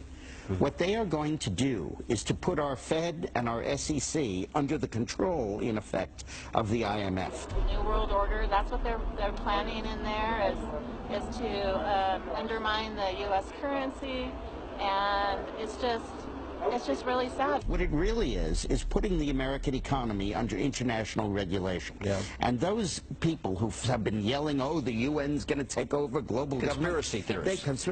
They've been crazy, but now they're right. There's 20 or whatever people in the G20, say there's 20 ministers, thousands of us, and we can't get our voices heard. When Geithner said he would be open to the idea of a global currency last week, yeah. Those conspiracy people had said and suggested that for years. Right. You're not wrong. Cash is becoming weeded out.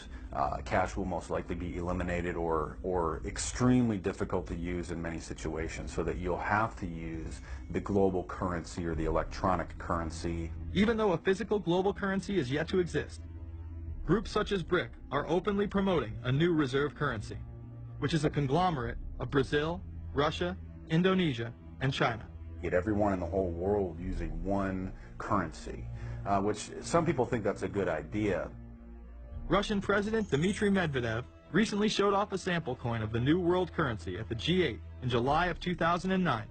We have also agreed today additional resources of $1 trillion that are available to the world economy through the International Monetary Fund and other institutions. This includes 250 billion from special drawing rights, the reserve currency of the IMF, drawing rights that will be issued to countries who are part of the International Monetary Fund. I think a new world order is emerging, and with it the foundations of a new and progressive era of international cooperation. The head of the European Union is also calling for global government. 2009 is also the first year of global governance, with the establishment of the G20 in the middle of the financial crisis. Gordon Brown has called for a world constitution. We now need nothing short of a world constitution for the global financial system. Both Gordon Brown and Barack Obama had been groomed to be the next Anglo-American spokesman for this new world order after Bush and Blair stepped down. Here is Gordon Brown in front of the CBI prior to him being chosen to become Prime Minister. And it's only now that we can begin to understand that the world order that globalization brings and what it's going to look like. But what does the new world order mean for countries like ours who are looking to succeed? And the question for us is how we meet and master all these challenges to ensure that Britain enhances its competitiveness in the process and realizes what I believe is our destiny of success in this new world order. A new world is emerging. It is a new world order with significantly different and radically new challenges for the future. President Barack Obama has also espoused similar views on globalism. Here he is in Berlin, Germany, in July of 2008, in what media have dubbed his New World Order speech. Well, there have been extraordinary scenes in Berlin tonight as thousands of people gathered to hear Barack Obama deliver key foreign policy speech on his current European tour. The Democratic presidential hopeful laid out his vision for America's place in a new world order. In this new world, such dangerous currents have swept along faster than our efforts to contain them. And that is why we cannot afford to be divided. No one nation, no matter how large or powerful, can defeat such challenges alone.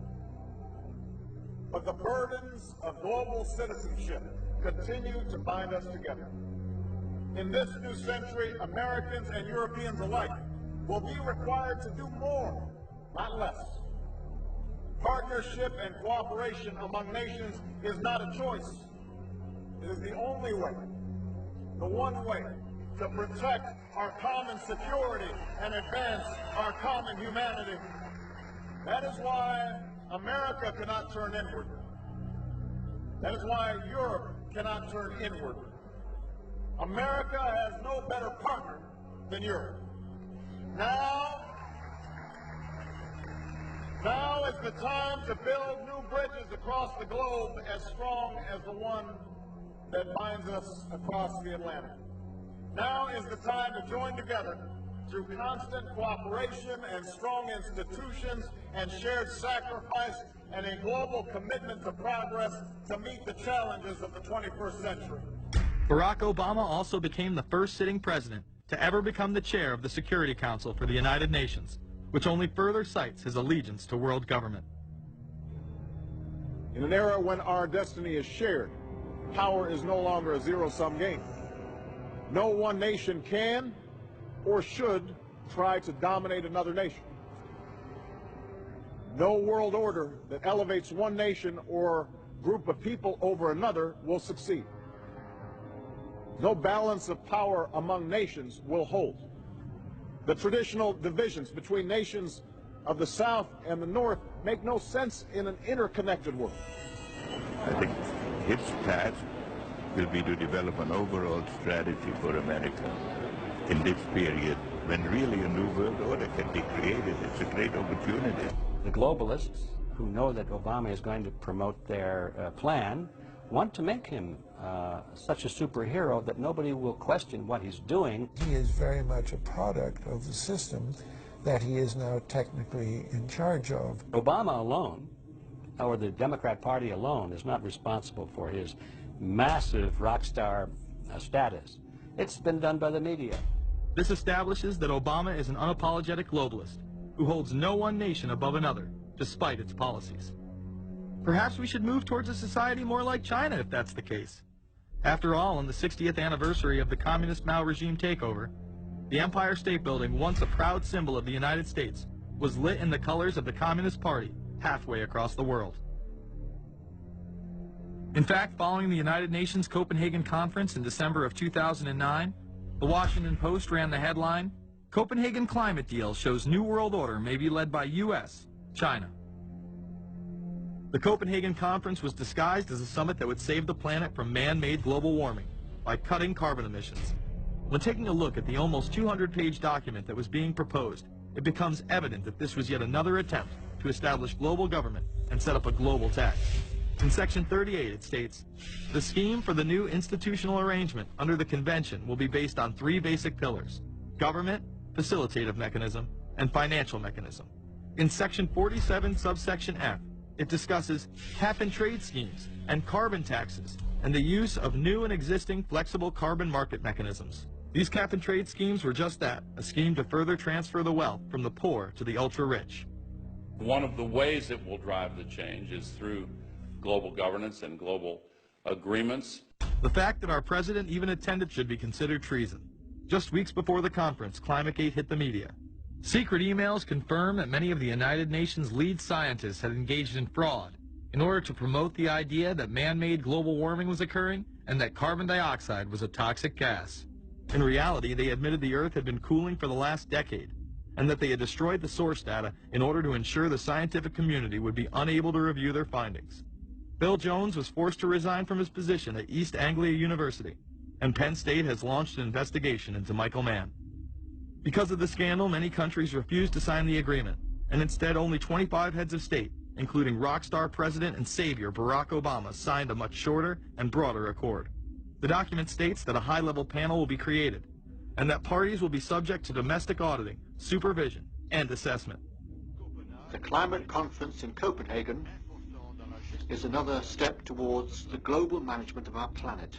The idea that carbon dioxide, the life force for plants here on Earth, is a toxic gas and should be taxed is laughable. There have been numerous periods of time in which the Earth has had vastly more carbon in the atmosphere than present day. In areas where there have been volcanic eruptions which emit large amounts of CO2, plants have benefited, and there is no negative impact on the surrounding environment, as well as indigenous people, from the excess carbon dioxide. The globalists promote this theory to keep mankind in fear, not only for the establishment of a global government and a global carbon tax, but the literal control of the entire planet. An even darker side to the scam of man-made global warming exists. In reality, it's about population control. Ted Turner reveals himself here in this interview with Charlie Rose. We've got to stabilize the population. When I was born, there were what's wrong with the population? I mean, were too many people. That's why we have global warming. We have global warming because too many people are using too much stuff. We've got to stabilize population on a voluntary basis. Everybody in the world's got to pledge to themselves that 1 or 2 children is it. Not doing it will be catastrophic. We'll have 8 degrees, we'll be 8 degrees hotter in 30 or 40 years, and basically none of the crops will grow. Most of the people will have died, and the rest of us will be cannibals. Civilization will have broken down. What the few people who are left will be living in a failed state like Somalia or Sudan, and living conditions will be intolerable. The droughts will be so bad there'll be no more corn growing. But not doing it is suicide. Unbelievably, when Turner met with other globalists, David Rockefeller, Warren Buffett, Bill Gates, Michael Bloomberg, and even Oprah Winfrey to discuss population control, they were portrayed as superheroes. Behind closed doors on this New York campus, a secret gathering of some of the world's most powerful people. Gates, Buffett, Bloomberg, Winfrey. It was like, well, it was like the Super Friends. In the great hall of the Justice League, there are assembled the world's 4 greatest heroes. Together with others at the meeting, including George Soros, Ted Turner, David Rockefeller, they're worth more than $125 billion. The new Superman and Wonder Woman, the super rich friends, not fighting bad guys, but fighting for good nonetheless. Would a superhero call for a one-child policy? Would a superhero call for population control? In a recent interview, he claims that 2 billion people would be ideal. That means 4 billion plus must die to accommodate a man who owns more acreage than anyone else on the planet. Let's not forget that Ted Turner is the president of the United Nations Foundation. There are countless examples of how we are being indoctrinated to accept these kind of conditions and believe that man and his activities are the problem. From the promotion of climate cops, we're the carbon cops and we're on the lookout for energy wasters, to phony liberals and conservatives getting together to promote climate change. Hell, let's face it, we're polar opposites. We couldn't be further apart. I'm on the left, and I'm usually right. And we strongly disagree. Except on one issue. Tell them what it is, Reverend Pat. That would be our planet. Taking care of it is extremely important. We all need to work together, liberals and conservatives. So get involved. It's the right thing to do. Now there you go again. The New World Order will stop at nothing to achieve planetary dominance. Whether it be assassination, wars based on lies, and even a phony environmental movement. So it should come as no surprise that they have been tracking, tracing, and databasing our lives for years. Many people are aware that the Bush administration engaged in warrantless wiretaps on American citizens. What they don't understand is that it's come out in court that all the major telecommunications companies have been secretly storing every piece of data received from our phones and our computers and handing them over to the National Security Agency. You heard about the government secretly listening in on phone conversations without a warrant, but there is evidence that your email is also being tapped. The government has been intercepting most emails as part of its terrorist surveillance program. That program has been criticized as illegal because it's missing an important ingredient: search warrants. Several years ago, Klein says he came to suspect that AT&T had installed secret computer gear designed to spy on internet traffic at the request of the National Security Agency. This is just a small part of the picture, as AT&T was not the only company involved and emails were not the only issue. The NSA was installing Norris Insight systems, which are capable of monitoring billions of bits of internet traffic per second. It was also able to monitor any calls traffic through its system, all websites visited, all instant messaging, and separate types of transaction records. The secret room at AT&T contains gear which enables the government to look at every individual message on the internet and analyze exactly what people are doing. Here's another document. It mentions a company called Norris. Norris makes computer software that can swallow and analyze 10 gigabytes of information every second. That means it could go through all the information in all the books in the Library of Congress in a little over 15 minutes. The documents Klein and others were able to produce were then censored by the NSA. Bankston isn't allowed to talk about the documents in detail. The government has since had them sealed, but he says what is in there boggles the mind. We are talking about a substantial portion of all the communications traffic in the United States. The policies have been shielded by the Obama administration and continue to this day. Attorney General Holder has publicly stated lawsuits be thrown out of court, and after several attempts, Klein and other cases were thrown out as well, once again citing the national security of what used to be a constitutional republic, not a massive corrupt slave state. Living in the New World Order, when it's close to completion, for the average citizen, for people like you and me, is going to be essentially slavery. We're never going to be able to get ahead. We're never going to be able to amass enough wealth, essentially to retire or to do what we want to do in life. We're going to constantly be working for the man. They're creating essentially a two-class system. So it's going to be an inner ruling elite and then everyone else. And I got news for you. You're everyone else. The New World Order that is currently being built revolves around creating a global technopoly ruled by the elite, in which they dominate and control a severely reduced populace, which they treat as their pets. In the New World Order, the people are the enemy.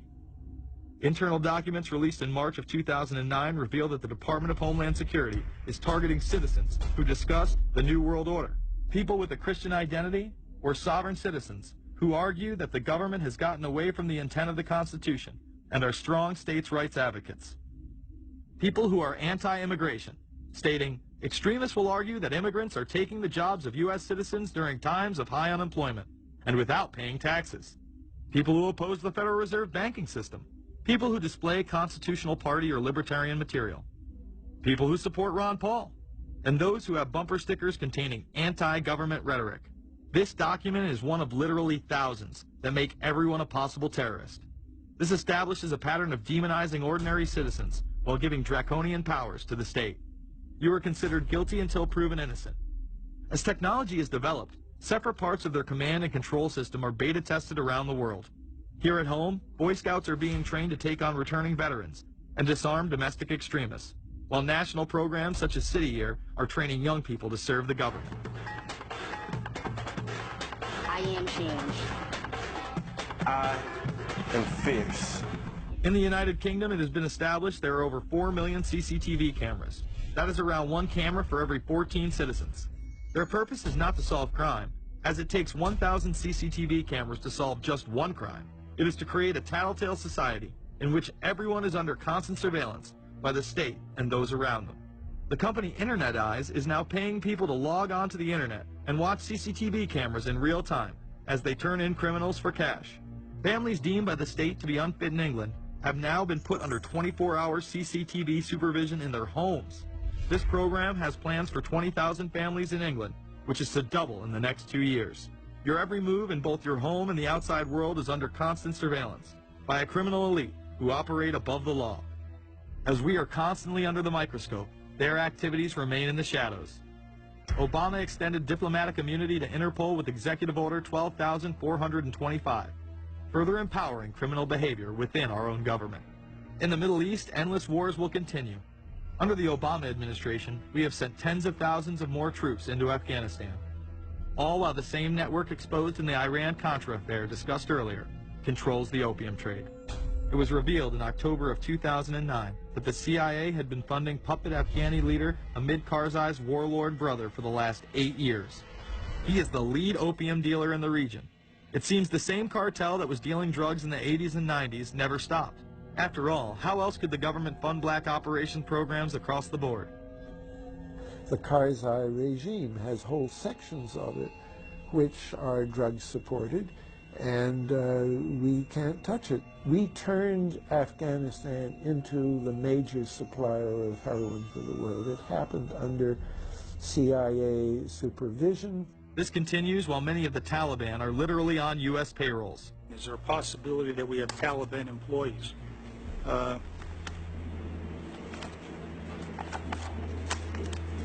The commander in the field, or I should say the COCOM commander, General Petraeus, has made it a conscious effort to, as part of his coin strategy, to hire local nationals. I can't talk in this forum, nor am I the qualified guy to talk about it, but there is no doubt in my mind. One day you're on one side of the ledger, the other day you may be on the other side of the ledger. Biometrics have been instituted in both Afghanistan and Iraq, where individuals are subject to fingerprint devices, iris scanners, and electronic databases, to screen local residents as well as DNA tests. This includes anyone within the populace of a combat zone. Someone has to go out there with the biometric registration equipment, take your iris scans, take your scans and get you registered in the system like that. As scary and tyrannical as these systems seem to be, none may be as dangerous as the implantable RFID microchip. Through various pretenses, including terror, security, and entertainment, the chip has been promoted and integrated into society. In 2001, following the 9/11 terrorist attacks, the Jacobs family became the first family to be injected with microchips in front of a live television audience. We have a Florida family who are really pioneers in a brave new world. They have volunteered to be the first ever to have microchip identification devices implanted into their body. After 9/11, I was really concerned with the security of my family. In 2004, the FDA approved the use of RFID technology to be implanted into human beings. However, studies dating back to the 1990s show the implantable microchip has been linked to cancer in animals, but this has not slowed the agenda of control. In Barcelona, trendies get chips in order to receive VIP status at the exclusive Baja nightclub. A simple swipe of the arm gets them in without a line, and it pays for their drinks, too. The Mexican government also chipped employees for security measures in 2004. We were interested today to hear that more than 100 law enforcement officials in Mexico are having microchips implanted in their arms. The chips allow a person to be scanned, sort of like a cereal box at the supermarket checkout. Mexico's Attorney General and 160 of his deputies have had microchips implanted in their arms. It is to provide access, said the Attorney General, to the right people in exclusive areas. Today, aside from being promoted as a device that can save your life by storing all of your medical information in it, it is being promoted as the next generation tool for video gaming. Sega developer Yu Suzuki plans on developing gaming technology using implantable RFIDs. He states, people that have some sort of chips in their bodies, to be able to keep track of vital signs. So it doesn't have to be a scary thing, but you could put a sensor here, you know, a bit like the Matrix, as he points to his arm. It's not really something only in the future. Some people already have them, chips in their bodies. Suzuki is correct. It has never been easier to order a microchip online and implant it under your skin. Microchips implanted in your hand, arm, or shoulder is just the beginning. Some have already taken implantable brain chips that may enable the blind to see again, the deaf to hear, and much, much more, including the ability to download information directly into the brain and instantly communicate with anyone in the world, creating a worldwide mind. It's very interesting that the way that the New World Order is going is moving towards a system that is identical to that, whether it's going to be an implantable microchip, an RFID, a thumb scan, whether it's going to be some sort of a tattoo. Imagine a planet where every human being is required to be chipped at birth. This would be the final tool implemented in a command and control world government system in which the elite rule the masses with total control of their lives. This is, of course, a terrible predicament for those of us who are convinced that this system is slowly but surely destroying this country and has to be changed. But we can't count on the elected presidents to do it, and we can't count on the elected Congress to do it. We somehow have to mobilize the technological resources of the internet to create some kind of new political force in this country. So is there anything else about the ruling class we should know? Politicians, business leaders, and media figures are often portrayed as pillars of morality while they describe themselves as Christian conservatives. Nothing could be further from the truth. In reality, many of the elite are groomed at a young age to take part in occult rituals. Those who attend Yale are indoctrinated into the Order of Skull and Bones, an elite secret society cloaked as a fraternal order. Yale University is 300 years old this year, and were you to visit its campus, you would see that it still has exotic clubhouses, which look like tombs where Yale's legendary secret societies meet. Their prestige and importance have largely evaporated, but the rituals are still a secret. And so when we heard that some enterprising characters had managed to spy on the famous Skull and Bones Society, we couldn't resist. Skull and Bones, people say it's a fraternity at Yale University, but it's really a postgraduate organization. So it was founded in 1832, And it's not like a normal fraternity. People don't pledge. These people choose who they want to come. So they do the recruiting. They recruit 15 people every year, people who they see are going to be powerful people in the future. So they're recruited when they're a junior in college. A lot of these people come from really wealthy and influential families because they know that this person has the resources to then elevate them to a position of power that can benefit the club. The video shows the neophytes, or initiates, kissing a skull, then performing a mock human sacrifice. Horrific screams caught on tape include chants of, "The devil equals death, death equals the devil." True. Famous alums include Senators John Kerry and John Chafee, to name two, cabinet secretaries such as Averell Harriman, and 3 presidents, William Taft, George Bush, and George W. Bush, who's been reluctant to talk about Skull and Bones. Does it still exist? The thing is so secret, I'm not even sure it still exists. Former Skull and Bones members and current members have been presidents, heads of the CIA, senators, heads of business. I mean, huge, huge corporations. These people have the network that brings them to such a position of power that most people could only dream of. Bush would run against his fellow bonesman and distant cousin John Kerry in 2004. You both were members of Skull and Bones, a secret society at Yale. What does that tell us? Not much, because it's a secret. Is there a secret handshake? Is there a secret code? I wish there were something secret I could manifest. 322, a secret number? There are all kinds of secrets. You were both in Skull and Bones, the secret society. It's so secret we can't talk about it. What does that mean for America? The conspiracy theorists are going to go wild. I'm sure they are. I don't know. I haven't seen the web. Number 322? This is an elaborate, occult, ritualistic entry into this group that they are now a member of for life. This culture of death and the occult continues long after college. Later on in life, these pagan rituals carry on in the redwoods of Sonoma, California. What is the Bohemian Grove?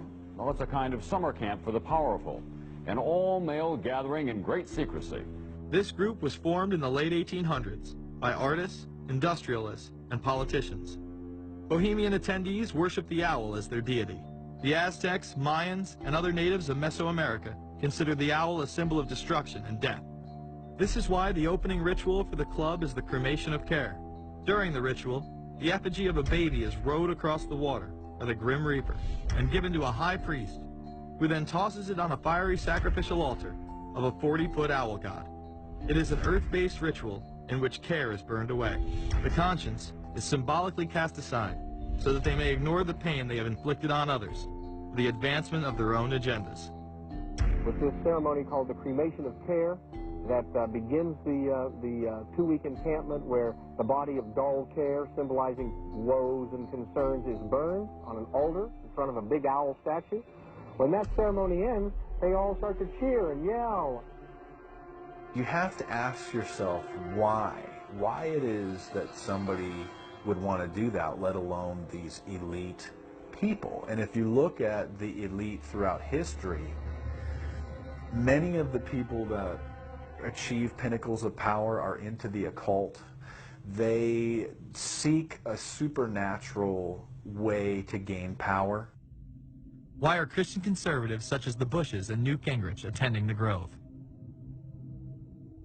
And I recognize I'm not going to be invited to Renaissance Weekend or that Bohemian deal where Newt, Rush, and Dick all sit in a teepee naked beating on tom-toms.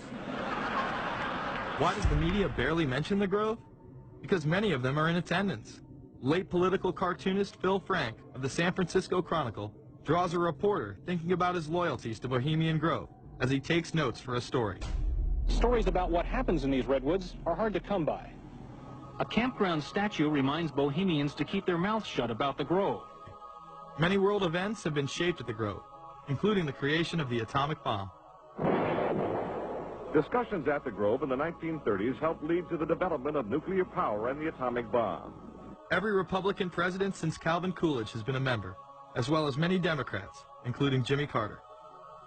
If you look at the membership lists of the Bohemian Grove and the Council on Foreign Relations, the Bilderberg Group, a lot of the key level people are overlapping and are involved in numerous groups.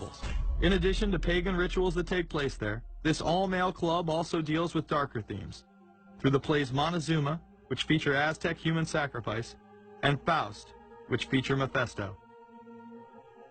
Some of these plays are disturbingly flamboyant. Many of the elitists have a penchant for cross-dressing and singing show tunes. Perhaps that is why much of the all-male staff also happen to be homosexuals. Well, each year, many of them seem to have a stunt or try to come up with a stunt. Last year, in 1980, the popular button was Free the Fortune 500. Bohemian Grove that I attend one time at a time. It is the most faggot goddamn thing you will ever imagine.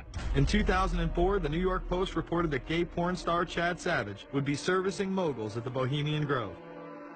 In recent years, several politicians have been outed in scandals, including Senator Larry Craig, who tried to solicit sex from an undercover officer in 2007. Even more shocking, it was revealed in 2004 that right-wing blogger James Guckert, who had unprecedented access to the White House during the Iraq War, was actually Jeff Gannon, a madam and male prostitute for MilitaryStuds.com. During his 2 years writing for GOP USA and Talon News, Gannon officially made over 200 appearances at the White House. Oddly enough, over 24 of these visits would take place when there were no scheduled briefings. He failed to check in or out with the Secret Service on many other occasions, coming and going as he pleased. These type of activities are not new to the White House. In 1989, headlines involving call boys in the White House rocked the cover of the Washington Times.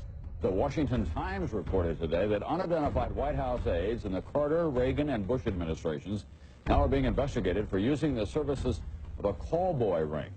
The paper reports that 2 of the male prostitutes were given a late-night tour of the White House last year. Hundreds of credit card receipts obtained by the Washington Times confirm that its clients were key officials of the Reagan and Bush administrations, military officers, congressional aides, and U.S. and foreign businessmen with close social ties to Washington's political elite. This ring extended beyond the White House and into Congressman Barney Frank's bedroom. Barney Frank, one of 2 openly homosexual members of Congress, acknowledged having used a male prostitute, whom he then hired as a personal employee. The man had keys to Frank's basement apartment on Capitol Hill. Frank paid him approximately $20,000 out of his own pocket to be his housekeeper and driver. But as first reported in today's Washington Times, the man was on probation for sex crimes and a drug conviction, and he ran a prostitution business out of Frank's home. Although Frank tried to claim ignorance, Stephen Goby, the prostitute in question, claimed that Frank was completely aware of what was going on, and was even receiving free and discounted sexual services. The fix seemed to be in. Frank was threatening members of Congress to remain silent prior to being exposed in this sex ring. Massachusetts Democrat Barney Frank, a homosexual, threatened to expose fellow congressmen he knew to be gay unless they stopped spreading rumors. Questions stopped, and Frank walked away with a slap on the wrist. Some members of the Ethics Committee were disgusted. Do we tolerate, do we condone a member of this body who knowingly permits a house of prostitution to be operated out of his residence? You have just heard one of the most edited, selective garbage that has ever been put forth, in my opinion, in this House. Again, we see people of the highest levels of power involved in the most repulsive and decadent of crimes. They couldn't care less about the code of conduct that's taught in all major religions about treating others the way that you want to be treated. And then they masquerade, they put this false front on that they're like everybody else, because your average person wants to do right, believes in some sort of a karma, believes in some sort of a divine justice in the universe.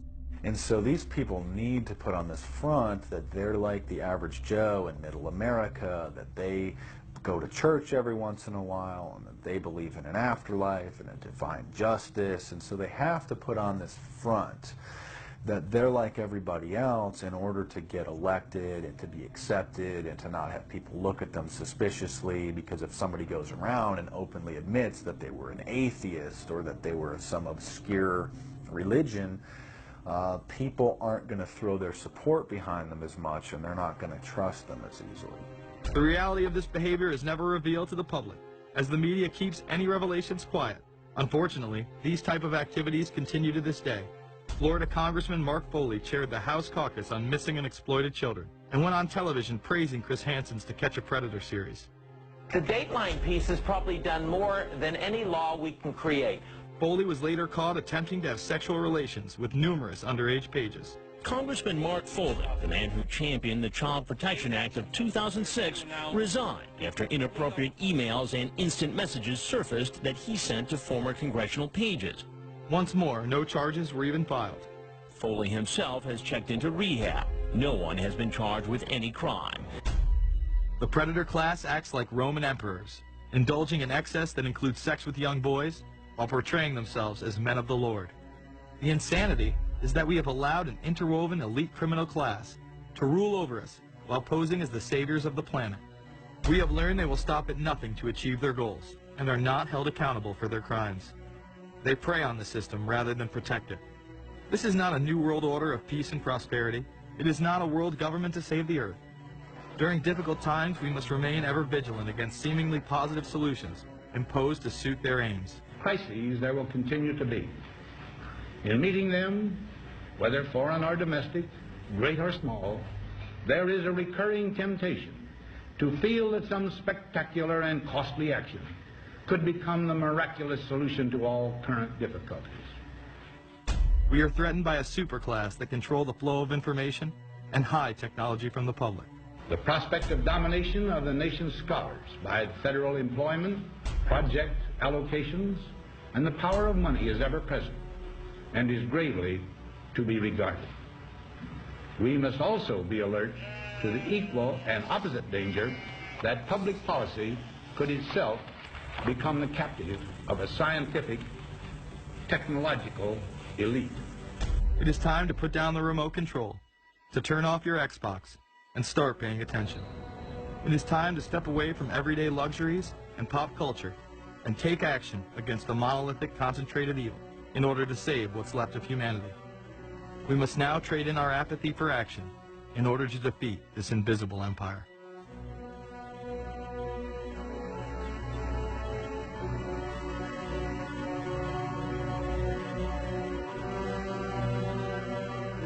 How set up are we to deal with this new world order?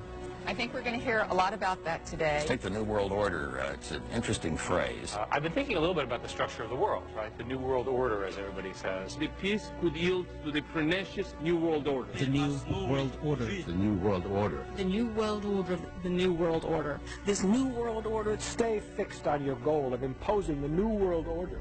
You kept talking about a New World Order. A New World Order. That's what we need now. A new world order with swing. One war and one victory doth not a new world order make. Conservatives used to believe in the United States of America rather than the United States of the New World Order. The ambition to create a new world order. Whose world order is this? And of course what he called it was the New World Order. Respect for a new world order. We can see a new world coming into view, et cetera, et cetera. That's the core of the New World Order that we want to try to build. It's a sole superpower, new world order. New World Order. A new world order. To a new world order of peace. Let's say a New World Order, for want of a better term. Entities of the new world order. The whole concept of New World Order is something else. It really says that the state is God. The state will play a bigger role in the economy. New order. What Wilson wanted was a new world order, not just a new world order. In order to compete in the New World Order. Compete in this new world order. This is the third leg of the New World Order. We had the World Bank, we had the IMF, and now we had the World Trade Organization. A rigid New World Order. This hoped for New World Order. Constructing a new world order in the new world order of the 21st century. The new world order we're going to put in place in this new world order. In this new world order. The patriots in this country are not going to see their rights diminished in order to create a new world order. President Bush has described as a new world order, which we all share that same desire. A new world order is surely in the making here. Are we ready for the new world order? It's a timely and often controversial question. You don't hear a politician speak the way you do in America. It's about the future of Europe and a new world order. Mr. President, thank you so much, and I hope to have you again, and I hope to see you again.